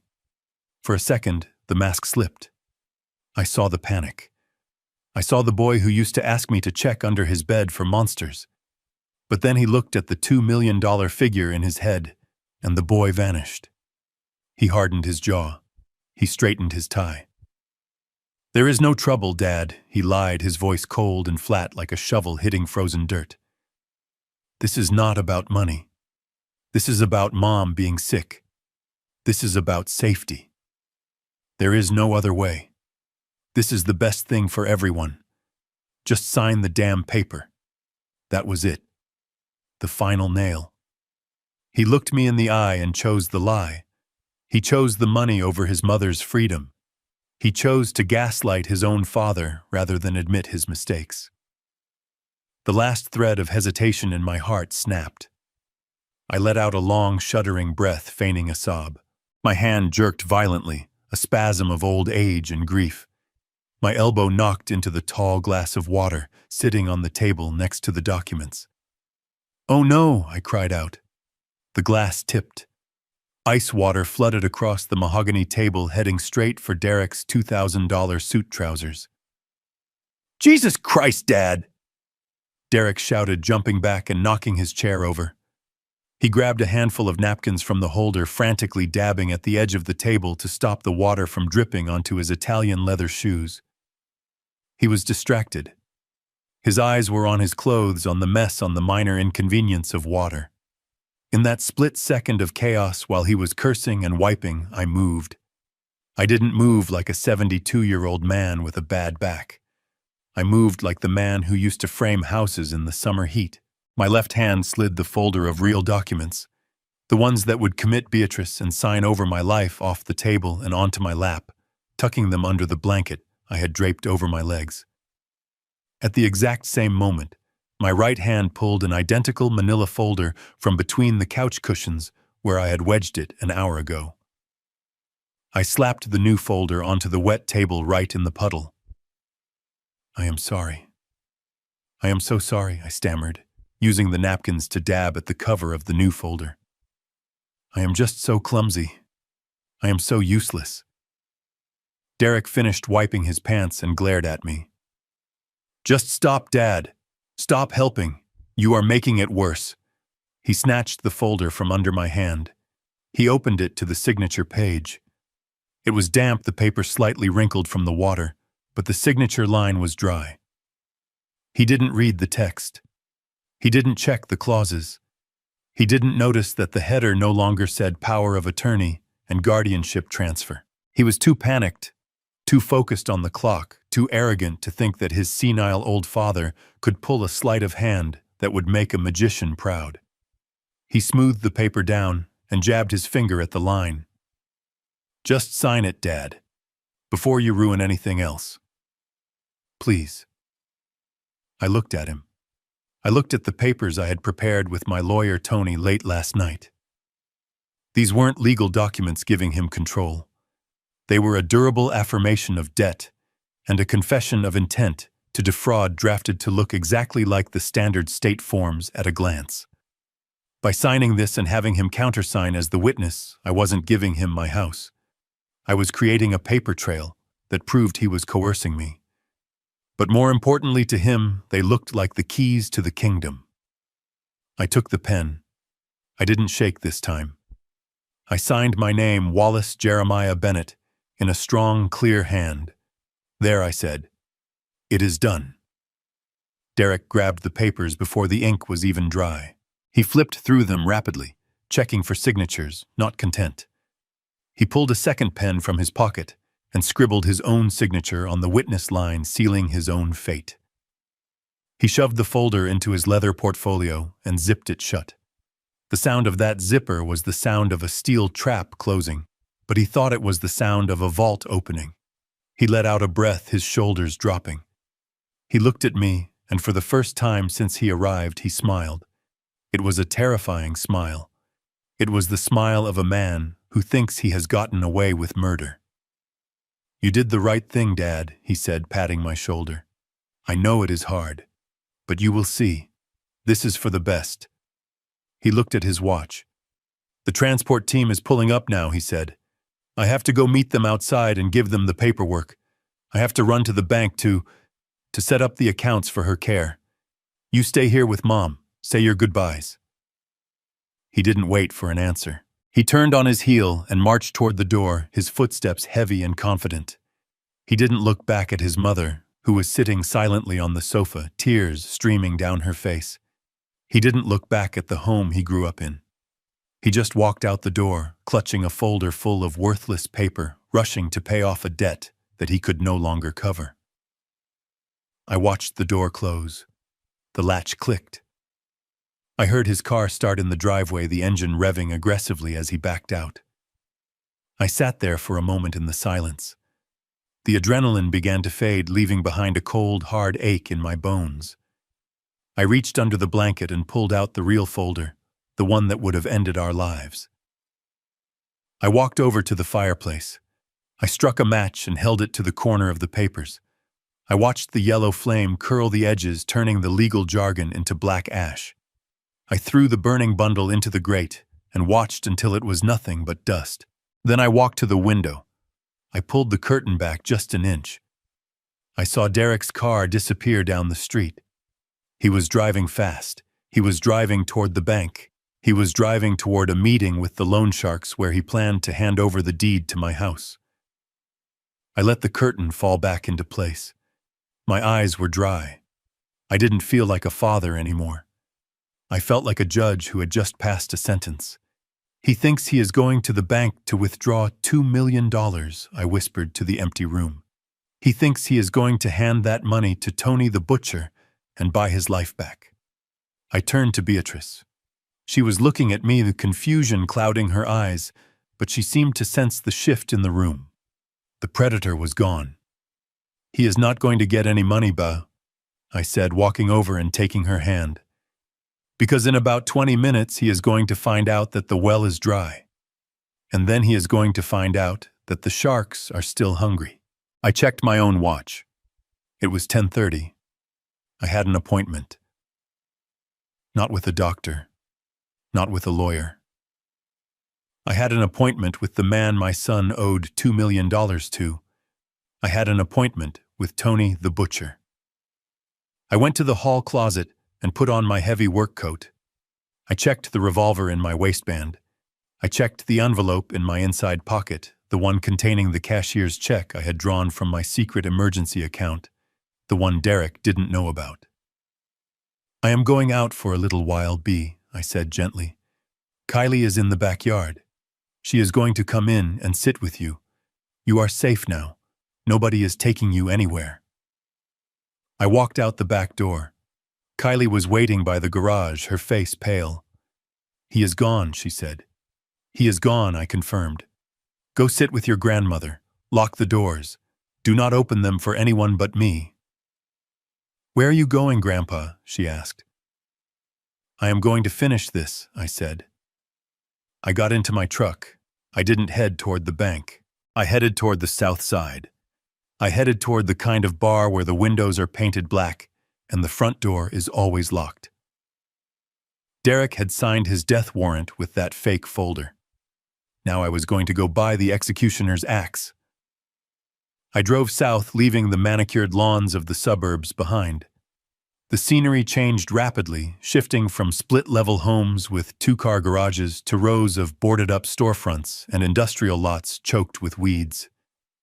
This was the south side of Chicago, a place where the rules of civil society felt more like suggestions. I kept my truck in the middle lane, my eyes scanning the addresses on the peeling buildings. I was looking for a place called the Iron Rail. Frank, my private investigator, had told me this was where Tony kept his office. Tony, a man they called the Butcher, not because he sold meat, but because of what he did to people who didn't pay. My heart was beating a slow, heavy rhythm against my ribs. I had a cashier's check in my inside jacket pocket for $1 million. It was everything I had left in liquid assets, money I had stashed away in a separate, high-yield account, over 40 years of pouring concrete and framing houses. It was supposed to be for a boat. It was supposed to be for a cabin in Wisconsin. It was supposed to be for Beatrice's comfort in her final years. Now it was ransom money. But I wasn't paying a ransom to free a hostage. I was buying a weapon. I found the bar. It was a squat, cinder-block bunker painted a dark, bruised purple. The windows were painted black. There was no sign, just a heavy steel door with a sliding peephole. I parked my truck around the corner, ensuring it wasn't blocked in. I checked the revolver in my waistband one last time, taking a breath that tasted of diesel fumes and ozone. I wasn't a gangster. I was a builder. But today I was walking onto a job site where the foundation was made of bone and the mortar was blood. I walked up to the steel door and knocked 3 times hard. The slide opened. A pair of eyes, dark and suspicious, stared out at me. "We are closed," a voice grunted. "I am here to see Tony," I said, keeping my voice flat and uninteresting. "Tell him Wallace Bennett is here. Tell him I am Derek's father, and tell him I have his money." The eyes narrowed. The slide slammed shut. I waited. I could hear the muffled thud of a bass line from inside. A minute passed. Then 2. Finally, the heavy bolts clanked back and the door swung open. A man the size of a vending machine stood there, jerking his head toward the darkness inside. I stepped in. The air was cold and smelled of stale beer and chlorine. The bar was empty of patrons, but at a circular table in the back, under a single hanging light bulb, sat 3 men. 2 of them were clearly muscle, leaning back in their chairs with the casual menace of apex predators. The man in the middle was smaller, leaner. He was eating a plate of pasta, with methodical precision, cutting each ravioli in half before spearing it. He looked up as I approached. He had a face like a dried apple, wrinkled and hard, with eyes that were completely dead. This was Tony. He wiped his mouth with a napkin and gestured to the empty chair opposite him. Mr. Bennett," Tony said, his voice raspy like dry leaves skittering on pavement. "Your son has been telling me stories about you. He says you are a difficult man." I sat down. I didn't take off my coat. I kept my hands on the table, visible. "My son says a lot of things," I replied. "Most of them are lies." Tony smiled, but it didn't reach his eyes. "He says he is bringing me $2 million today. He says he just needs to get the paperwork signed by his mother. He says you are practically senile and won't be a problem." I reached into my pocket. The 2 bodyguards tensed, their hands dropping toward their belts. I moved slowly, pulling out the folded cashier's check. I placed it on the table face down and covered it with my hand. "Derek is not coming, Tony," I said, "and he does not have your money." Tony stopped chewing. The room went very quiet. The only sound was the hum of the refrigerator behind the bar. "Is that so?" Tony asked softly. I blocked the sale of the house this morning, I explained, keeping my gaze locked on his. I froze the bank accounts. The power of attorney he thinks he has is a fake. He is walking around with a folder full of scrap paper. He is broke, Tony. He has nothing. No house, no inheritance, no way to pay you. Tony put his fork down. The metal clinked against the china plate. If he doesn't have my money, Mr. Bennett, then your son is a dead man. You know how this works. I don't give extensions on $2 million. I know, I said. That is why I am here. I am not here to ask for more time. I am not here to beg for his life. I slid the check across the table. I lifted my hand. Tony looked down. He saw the number. $1 million. Payable to cash. That is $1 million, Tony said, looking back up at me. He owes me $2. That is $1 million guaranteed right now, I said. It is real money. It is not a promise. It is not a crypto scheme. It is cash on the barrelhead. And the other million, Tony asked. There is no other million, I said. You have a choice, Tony. You can kill Derek tonight. I know you can. You can put him in the ground. But if you do that, you get $0. You lose the $2 million principal, you lose the interest, and you have the heat of a murder investigation on your crew. Dead men don't pay debts. I leaned forward. Or you take this million. You recover 50% of your loss instantly. You write off the rest as the cost of doing business with an idiot, and you transfer the debt to me. Tony squinted at me, confusion flickering behind the dead eyes. You want to buy his debt? He asked. You are paying $1 million to save his legs. No, I said, my voice dropping to a growl. I am not saving him. I am buying the paper. I want the promissory note. I want the title to his car that you are holding. I want the lien you have on his condo. I want the legal right to collect. Tony sat back, studying me. He was a businessman. A brutal one, but a businessman. He was doing the math. $1 million in hand was worth infinitely more than $2 million attached to a corpse. He knew Derek was washed up. He knew he would never see the full amount. Why, Tony asked. Why would a father do that? Because he tried to sell his mother into an asylum to pay you, I said. Because he destroyed my family. And because if anyone is going to punish him, it is going to be me. I don't want you to break his legs, Tony. I want to break his life. And to do that, I need to own him. Tony stared at me for a long, stretching minute. Then a dry, wheezing sound came out of his throat. He was laughing. You are a cold bastard, Mr. Bennett, Tony said with genuine admiration. I like that. He snapped his fingers. One of the bodyguards stood up and went into a back room. He returned a moment later with a thick black folder. He handed it to Tony. Tony opened it. Inside was the loan agreement Derek had signed, the title to his flashy BMW, and a deed of trust on his downtown condo that he had foolishly pledged as collateral. Tony slid the folder across the table. He picked up the check. He held it up to the light, checking the watermark. It is legit, I said. I believe you, Tony said. He slipped the check into his vest pocket. He gestured to the folder in front of me. It is all yours, Mr. Bennett. As of this moment, the Chicago outfit has no quarrel with Derek Bennett. He is your problem now. I opened the folder. I checked the signatures. I checked the dates. It was all there. It was the legal proof that Derek belonged to me. I closed the folder and stood up. Pleasure doing business with you, Tony, I said. Tony picked up his fork again. Do me a favor, Wally, he said, using my first name for the first time. When you drop the hammer on him, send me a picture. I hate Welchers. I didn't answer. I turned and walked out of the bar. The transition from the dark, smoky room to the bright midday sun was blinding. I blinked, adjusting my eyes. I walked back to my truck, my legs feeling a little unsteady now that the adrenaline was fading. I climbed into the cab and tossed the black folder onto the passenger seat. It sat there, an ominous black square. I started the engine. I checked my watch. It was 11:15. Derek was probably at the bank right now trying to access the accounts, finding out they were frozen. He was probably panicking. He was probably realizing that his plan was disintegrating, and soon he would come back to my house.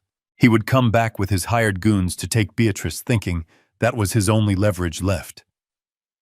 He didn't know the leverage was gone. He didn't know that the monster he was running from wasn't in the South Side anymore. The monster was driving a Ford F-150, and he was on his way home. I put the truck in gear and pulled away from the curb. I had the deed. I had the title. I had the debt. I was the bank, the judge, and the jury, and court was about to be in session. I parked my truck around the corner and slipped in through the back door of the kitchen. The house was silent, but it was a tense, vibrating silence like a violin string pulled until it is about to snap. Kylie was standing in the living room, her hand resting on the remote control for the television. She looked pale, her eyes wide with fear, but her jaw was set. She was ready. Beatrice was sitting on the sofa, clutching a throw pillow to her chest, her eyes darting around the room in confusion. I walked over and kissed her on the forehead. I sat down in my armchair, the one facing the door, and I waited. I did not have to wait long.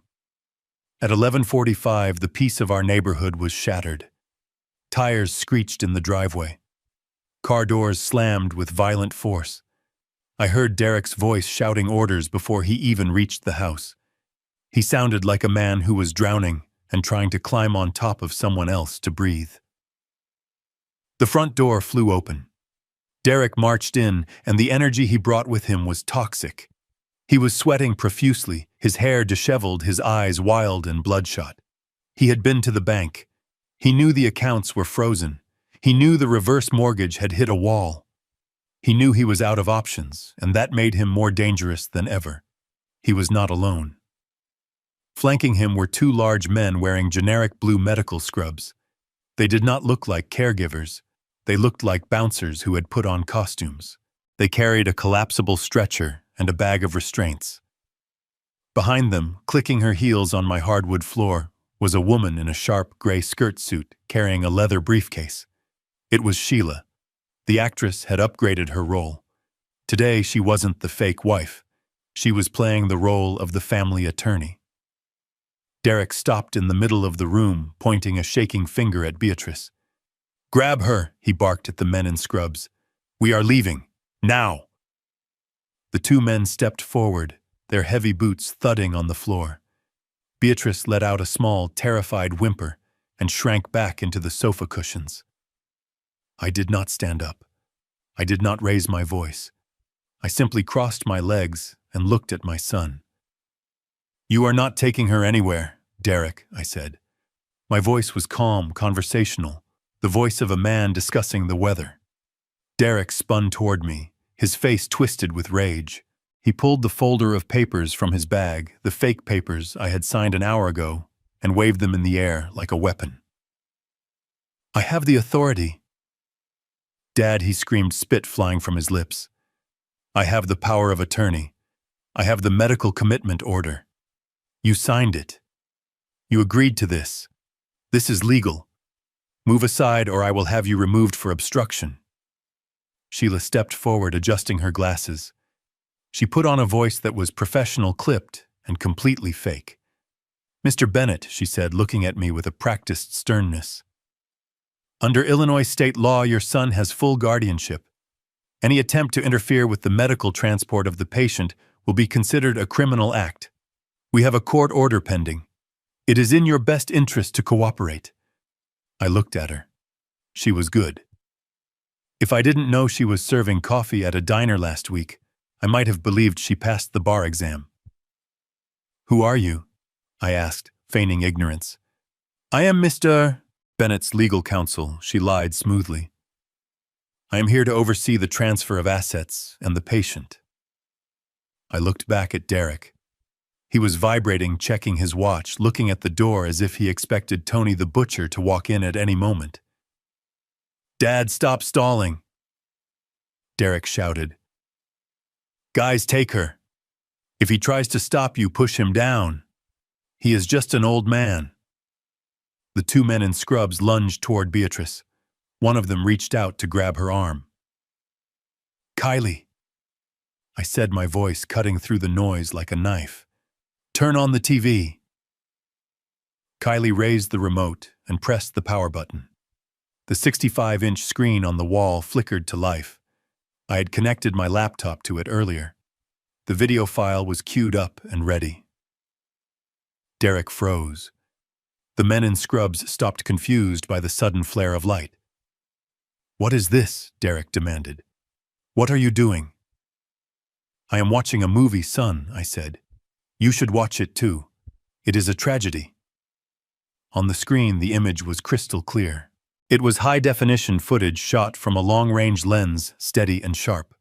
It showed the parking lot of the notary office from last night. It showed the black sedan. It showed the Lexus.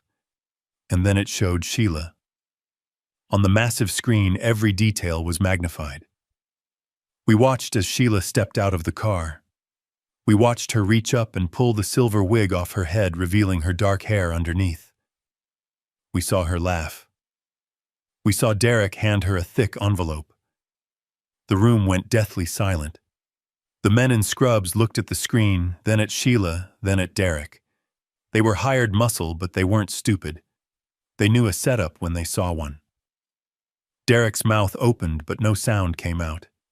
He stared at the screen, his face draining of color until he looked like a corpse. Sheila dropped her briefcase. Her hands flew to her mouth. But the video wasn't done. The image cut to a different angle. This was the interior of Derek's car.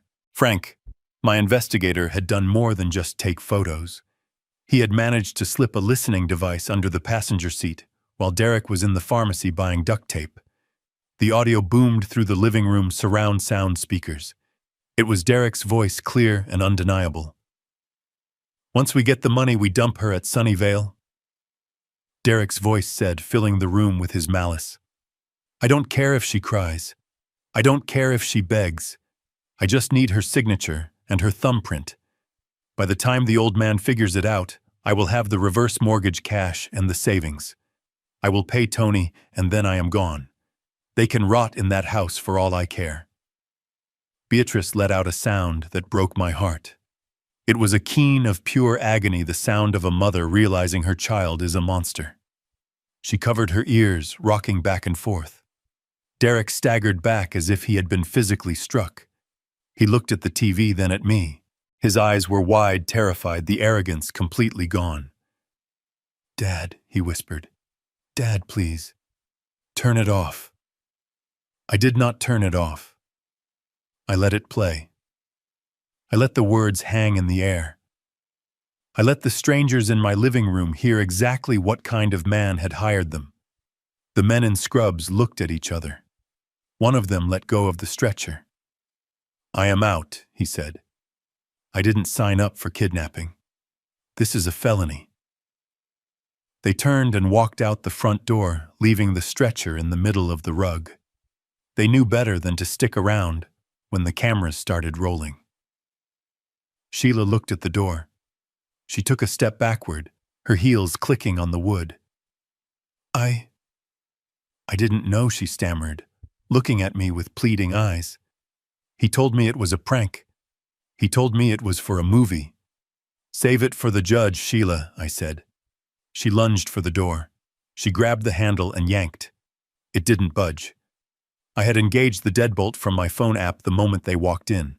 It was a smart lock installed last year for security. Now it was a cage. "Let me out!" she screamed, rattling the handle. "Let me out." "You are not going anywhere," I said. I stood up slowly. My knees popped, but I felt 10 feet tall. I walked over to Derek. He was slumped against the wall, clutching his chest, breathing in short, shallow gasps. He looked small. He looked pathetic. He looked like a man whose world had just imploded. You thought I was a clueless old man, didn't you? I asked, standing over him. You thought I was just sitting here waiting to die, waiting for you to pick my bones clean. Derek looked up at me, tears streaming down his face. Not tears of sorrow. Tears of terror.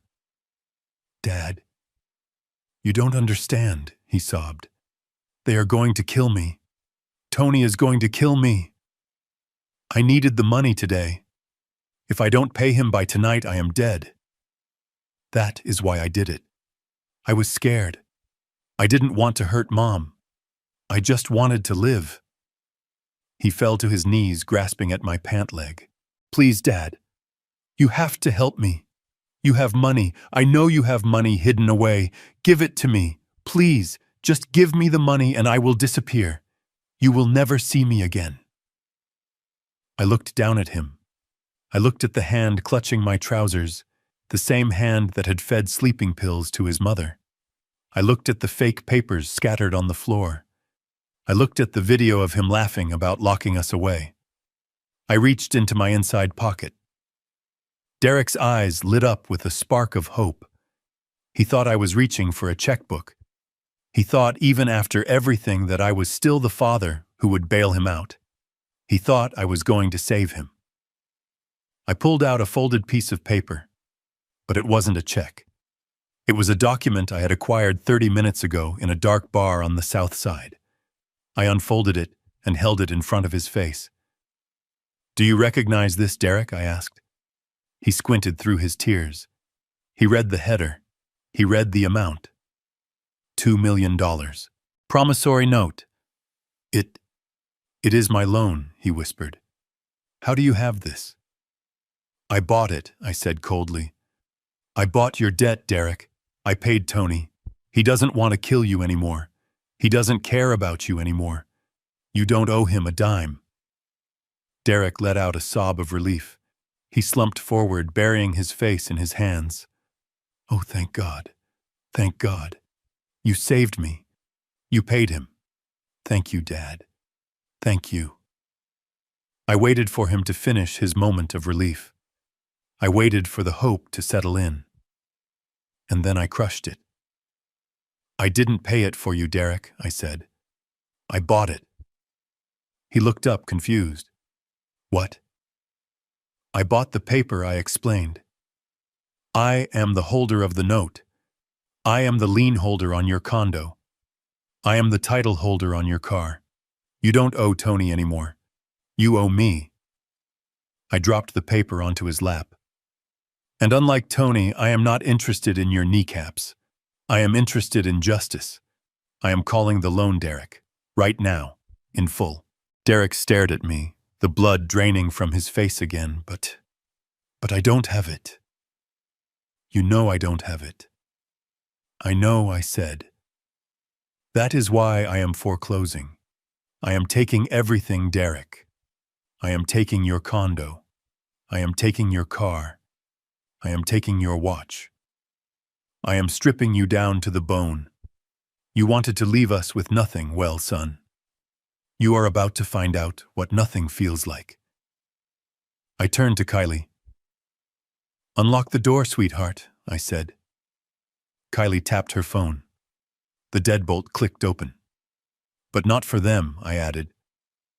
Sirens began to wail in the distance, getting louder and louder. Blue and red lights flashed through the front window, painting the walls in erratic bursts of color. I called them 10 minutes ago, I said to Derek, who was now trembling uncontrollably. I told them there were intruders in my home. I told them there was an attempt to kidnap a vulnerable adult. I told them about the forgery, and I gave them the video file. Derek tried to stand up, but his legs wouldn't work. He crawled backward away from me, away from the door, but there was nowhere to go. Dad, don't do this, he begged. I am your son. You were my son, I said, my voice breaking for the first time. Now you are just a debtor, and your time is up. The front door burst open again.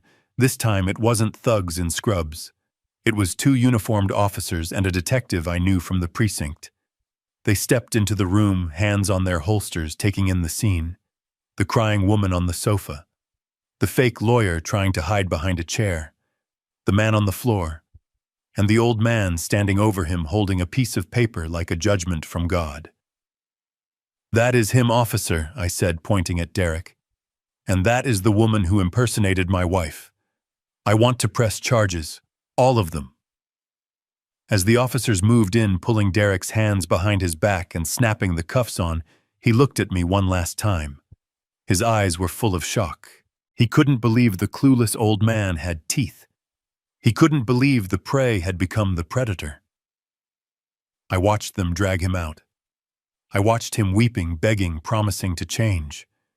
But I felt nothing. The part of me that loved him had died in that Red Roof Inn parking lot. All that was left was the man who protected his home, and the job was done. My living room was silent save for the ragged breathing of the man kneeling on my hardwood floor. The police officers stood by the entryway, their hands resting near their belts, giving us a wide berth. They knew who I was. They knew I had poured the concrete for the precinct they worked out of. They knew this wasn't just a crime scene. It was a family tragedy, and they gave me the space to bury the hatchet. Derek was sobbing, his face buried in his hands, his shoulders heaving with the kind of ugly, desperate sounds a man makes when he sees the bottom of his own grave. He looked up at me, his eyes swollen and bloodshot, mucus running down his upper lip.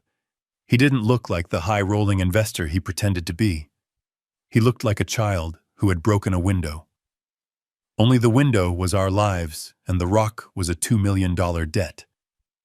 He crawled forward on his knees, reaching for the hem of my trousers. "Dad, please, you have to listen," he begged, his voice cracking and high. "I know I messed up. I know this looks bad. But you do not understand. Tony is going to kill me. He is sending his guys tonight. If I do not have the money by midnight, I am dead. They are going to put me in the lake. Please, Dad.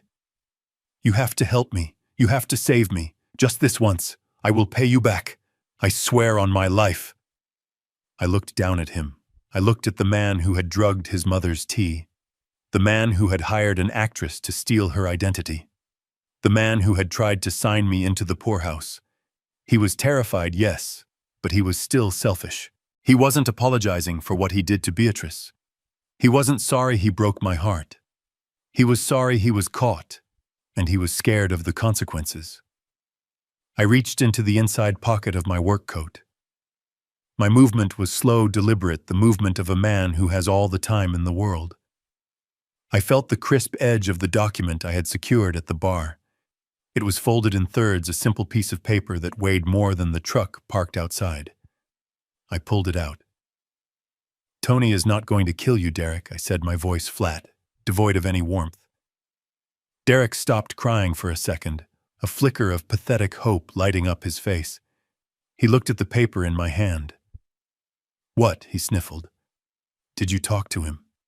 Did you buy me more time?" I unfolded the document and smoothed it out on the coffee table right next to the puddle of water I had spilled earlier to trick him. I pressed my calloused hand down on it, anchoring it there like a tombstone. "I did not buy you time," I said. "I bought you." Derek blinked, confusion warring with his fear. "What do you mean?" "I went to see Tony an hour ago," I explained, looking him dead in the eye. I sat at his table. I looked him in the face, and I paid him $1 million cash. Derek's jaw dropped. The color rushed back into his cheeks. You paid him," he gasped. "Oh my God. Dad, you saved me, you paid the debt. Thank you. I knew you would not let me die. I knew you loved me. I knew you had money hidden away." He tried to reach for my hand, to kiss it or shake it. I don't know, but I pulled back as if he were burning hot. I did not want his touch. "You are not listening, Derek." I snapped, my voice cracking like a whip. "I did not pay your debt for you. I bought your debt from him." I pointed a finger at the signature line on the document. "Read it." Derek squinted at the paper. It was a transfer of lien and assignment of debt. It stated clearly in black and white legal text that all obligations owed by Derek Bennett to the original creditor were now transferred in full to Wallace Bennett. "Tony does not own you anymore," I said, my voice dropping to a low rumble. He walked away with 50 cents on the dollar and a smile on his face. "He is out of the picture. You do not have to worry about broken kneecaps or swimming with concrete shoes. You are safe from the mob." Derek let out a long, shuddering breath, his body sagging with relief. He closed his eyes. "Oh, thank God. Thank God. Dad, I don't know what to say. We can work this out. I will get a job. I will pay you back slowly. We can fix this. We can be a family again." I laughed then. It was a dry, humorless bark of a laugh that startled the police officers by the door. "You really don't get it, do you?" I asked. "You think because I am your father this is a gift. You think this is charity." I leaned down, getting right in his face, close enough to smell the sweat and the fear on him. "I am not your father right now, Derek. I am your creditor. And I am a much harder man than Tony ever was. Tony just wanted money. I want justice." Derek's eyes flew open. The relief vanished, replaced by a new kind of terror, a deeper, more primal fear. "What do you mean?" "I mean I am calling the loan," I said. "Right now, in full. $2 million, payable immediately, but I don't have it," he stammered, backing away on his knees. "You know I don't have it." "I know," I said, straightening up to my full height. "That is why I am initiating foreclosure proceedings immediately." I held out my hand. "Give me your keys." "My keys?" he asked, his voice trembling. "Your house keys," I demanded. "The condo downtown. The one you bought with the money you skimmed from your investors 5 years ago. I know you put it up as collateral with Tony. That collateral belongs to me now. I am seizing it. You are evicted, Derek. As of this moment, you are homeless." Derek shook his head, looking around the room as if searching for an exit. "You can't do that. That is my home. Where will I live?" "It is my asset," I corrected him. "And I am liquidating it to cover a fraction of what you stole. Give me the keys." He fumbled in his pocket, his hands shaking so badly he dropped them twice. He placed the key fob in my palm. It felt cold. "And the car," I added. "The BMW parked in my driveway. The one you used to drive your fake wife to the notary. I am taking that too. It is a repossession." He handed over the car keys, tears streaming down his face again. "Dad, please. This is everything I have." "No," I said, closing my fist around the keys. "This is everything you borrowed. You have nothing. You have never had anything that you didn't take from someone else." I put the keys in my pocket. I looked at the man who had once been my little boy. I remembered teaching him to frame a wall. I remembered the pride I felt when he went to business school. I thought I was giving him a leg up. I didn't know I was training a con artist. "I taught you how to build things, Derek," I said, my voice thick with regret. "I taught you how to pour a foundation. I taught you how to make money. I thought that was enough. I thought if I gave you the skills, the character would follow." I shook my head. But I forgot the most important part. I forgot to teach you how to be a man. I forgot to teach you that your word is your bond and that you do not prey on the weak. I failed you, son. I failed to make you decent. Derek was sobbing openly now, a broken heap on the floor. "So now I am going to teach you the final lesson," I said. "The one you missed." I leaned down and whispered the words like a curse. "You borrow. You pay. That is how the world works. There are no bailouts. There are no safety nets. Not anymore. You wanted to play with the big boys. You wanted to leverage assets and play the market. Well, the market just corrected itself. And you have been liquidated." I turned to the police officers who had been waiting patiently. "Officer," I said, my voice steady, "you can take him now. He has trespassed. He has attempted fraud. And he has assaulted a vulnerable person. Get him out of my house." The officers moved in. They hauled Derek to his feet. He didn't fight. He was limp, defeated, stripped of his arrogance, his assets, and his dignity. As they dragged him toward the door, he looked back at me one last time. "Dad," he wailed. "What am I going to do?" "I don't know, Derek," I said, watching him go.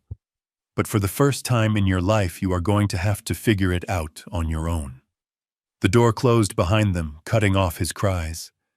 The silence rushed back into the room, heavy and absolute. Beatrice was still sitting on the sofa, her hands clasped over her mouth. Kylie was standing by the TV crying silently. I stood there in the center of my living room. I had the keys to a condo I didn't want. I had the keys to a luxury car I would never drive. I had a piece of paper that said I owned my son's life. I felt old, older than my 72 years.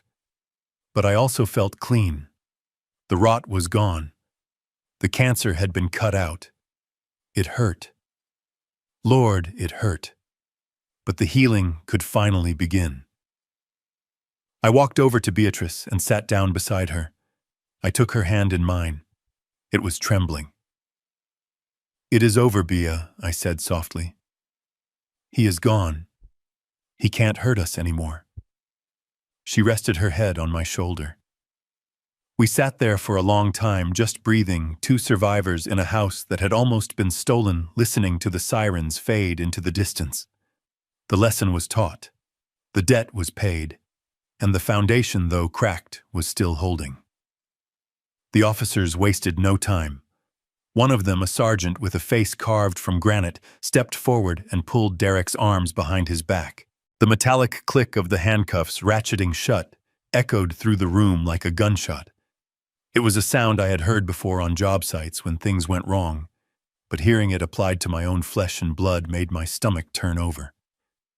Derek let out a yelp, half pain, half disbelief. He twisted his head around his eyes, wild, looking for an escape route that didn't exist. "Wait," he stammered, his voice rising an octave. "You can't do this. This is a civil matter. It is a misunderstanding. I have power of attorney. Tell them, Dad. Tell them I have the papers." I stood silent, watching him. I did not hold the papers anymore. I held the truth. "Sir, you are under arrest for fraud, forgery, and elder abuse," the sergeant said, his voice flat and professional. "You have the right to remain silent." Sheila, the actress who had played her role too well, tried to edge toward the hallway, shedding her lawyer persona, like a snake shedding skin. She dropped the briefcase and raised her hands in a gesture of surrender. "I was just hired to act," she babbled, her voice trembling. "I answered an ad on Craigslist. He told me it was a prank for a reality show. I didn't know it was real. I swear I didn't know." The second officer wasn't buying it. He spun her around and cuffed her efficiently. "You can explain your casting call to the district attorney, ma'am," he said. As they began to march them out, Derek's composure completely shattered. He realized the game was not just lost, but that the board had been flipped. He looked past me, past the police, and locked eyes with his mother. "Mom," he screamed, fighting against the officer's grip. "Mom, look at me. They are hurting me. Tell them to stop. Tell them I am your son." Beatrice slowly lifted her head. The drugs were still clouding her mind, but the adrenaline of the last hour had burned through some of the fog. She looked at the man screaming her name. She looked at the son she had bathed, the son she had fed, the son she had defended against every teacher and neighbor who said he was trouble. She saw the desperation in his eyes, but for the first time she also saw the rot. She saw the man who had looked her in the face and lied while handing her a cup of poisoned tea. She did not speak. She did not cry out for them to stop. Slowly, painfully, she turned her head away, fixing her gaze on the window, where the afternoon sun was trying to break through the clouds. It was the hardest thing I have ever seen a human being do. It was a mother severing the cord, not out of hate, but out of necessity. She was choosing survival. She was choosing us. Derek let out a howl that sounded more animal than human as they dragged him through the doorway. "You are killing me!" he shrieked. "You are all killing me!" The door slammed shut, cutting off his voice. The flashing lights outside painted the walls in a chaotic rhythm for a few more minutes, and then, as the cruisers pulled away, silence reclaimed the house. It wasn't a peaceful silence. It was the heavy, suffocating silence of a funeral after the guests have left. Kylie walked over to her grandmother and wrapped her arms around her. Beatrice finally let go, sobbing quietly, into the shoulder of the granddaughter who had saved her life. I walked to the window and watched the street. The neighbors were out on their lawns, whispering, pointing. Let them talk. I didn't care about the neighbors. I cared that the predator was gone. 1 month later, the air in Illinois had turned decisively to winter. The trees were bare, and the wind had a bite that went straight to the bone. Beatrice and I sat on the back porch, wrapped in heavy blankets, steaming mugs of tea in our hands. Real tea this time, made by me. She was better. The doctors said the drugs had cleared her system, though her memory of that specific week was still fragmented, a mercy perhaps. We didn't talk about Derek much. His name had become a word we walked around like a hole in the floorboards. Kylie sat with us, her laptop open on the patio table. She had taken over the administrative side of things since that day. She was sharp, organized, and fiercely protective. "The trust fund is set up, Grandpa," she said, turning the screen so I could see. I looked at the documents. We had liquidated everything Derek had owned. The condo, the car, the expensive watches. It didn't cover the full $2 million he owed me, but it was enough to start over. I had taken that money plus a good chunk of my own savings and locked it away in an irrevocable trust. "Good," I said. "And the stipulations?" "They are ironclad," Kylie confirmed. "Derek cannot touch the principal. He cannot touch the interest. Not a single cent goes to his pocket." I nodded. But we added a clause that Beatrice had insisted on, and I had agreed to. The trust would pay for one thing, and one thing only. If and only if Derek completed his prison sentence and agreed to a court-ordered gambling addiction program, the trust would pay for his rehabilitation. It would pay for therapy. It would pay for a halfway house. It would give him a chance to be a human being again, but it would never give him the power to hurt us again. "It is done then," Beatrice said softly, looking out at the gray sky. "It is done, Bea," I said. "He is where he belongs, and we are where we belong." She reached out and took my hand. Her grip was strong again. The tremor was gone. "You saved me, Wally," she whispered. "You went into the fire for me." I squeezed her hand. "I would burn the whole world down for you, Bea. You know that." We sat there as the first snowflakes began to drift down, settling on the frozen ground. We were old. We were tired. We carried scars that would never fully heal. But as I looked at my wife and my granddaughter, I felt a warmth that had nothing to do with the blankets.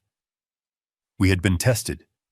We had been pushed to the edge of the cliff, and we had planted our feet and pushed back. People say blood is thicker than water. They use it to justify letting family get away with murder. But I learned something else. I learned that sometimes you have to drain the bad blood to save the body. I learned that family isn't just about whose DNA you share. It is about who stands beside you when the wolves come to the door. Derek was my son, but he made his choice. He chose the lie. He chose the easy way out. And now he had a long time in a small cell to think about the cost of that choice. I took a sip of my tea. It was bitter and hot, just the way I like it. "We are still here," I said to the wind, "and we aren't going anywhere. The lesson I learned at 72 is a hard one, but I want you to hear it. We spend our lives building safety nets for our children, trying to shield them from the world. But sometimes the danger isn't out there. Sometimes it is sitting at your dinner table. You cannot save someone who is determined to drown, especially if they are trying to use you as a flotation device. Protecting yourself and protecting the people who actually treat you with love is not selfishness. It is survival. You have to be willing to draw a line in the sand, even if the person crossing it shares your last name. Because if you do not respect your own life, no one else will. If this story kept you on the edge of your seat, please hit that like button and share it with someone who needs to hear it. It helps the channel grow and lets me know you want more stories like this. And do not forget to subscribe and turn on notifications so you are the first to know when I upload the next video. Stay safe, stay alert, and remember to check on your loved ones. Until next time.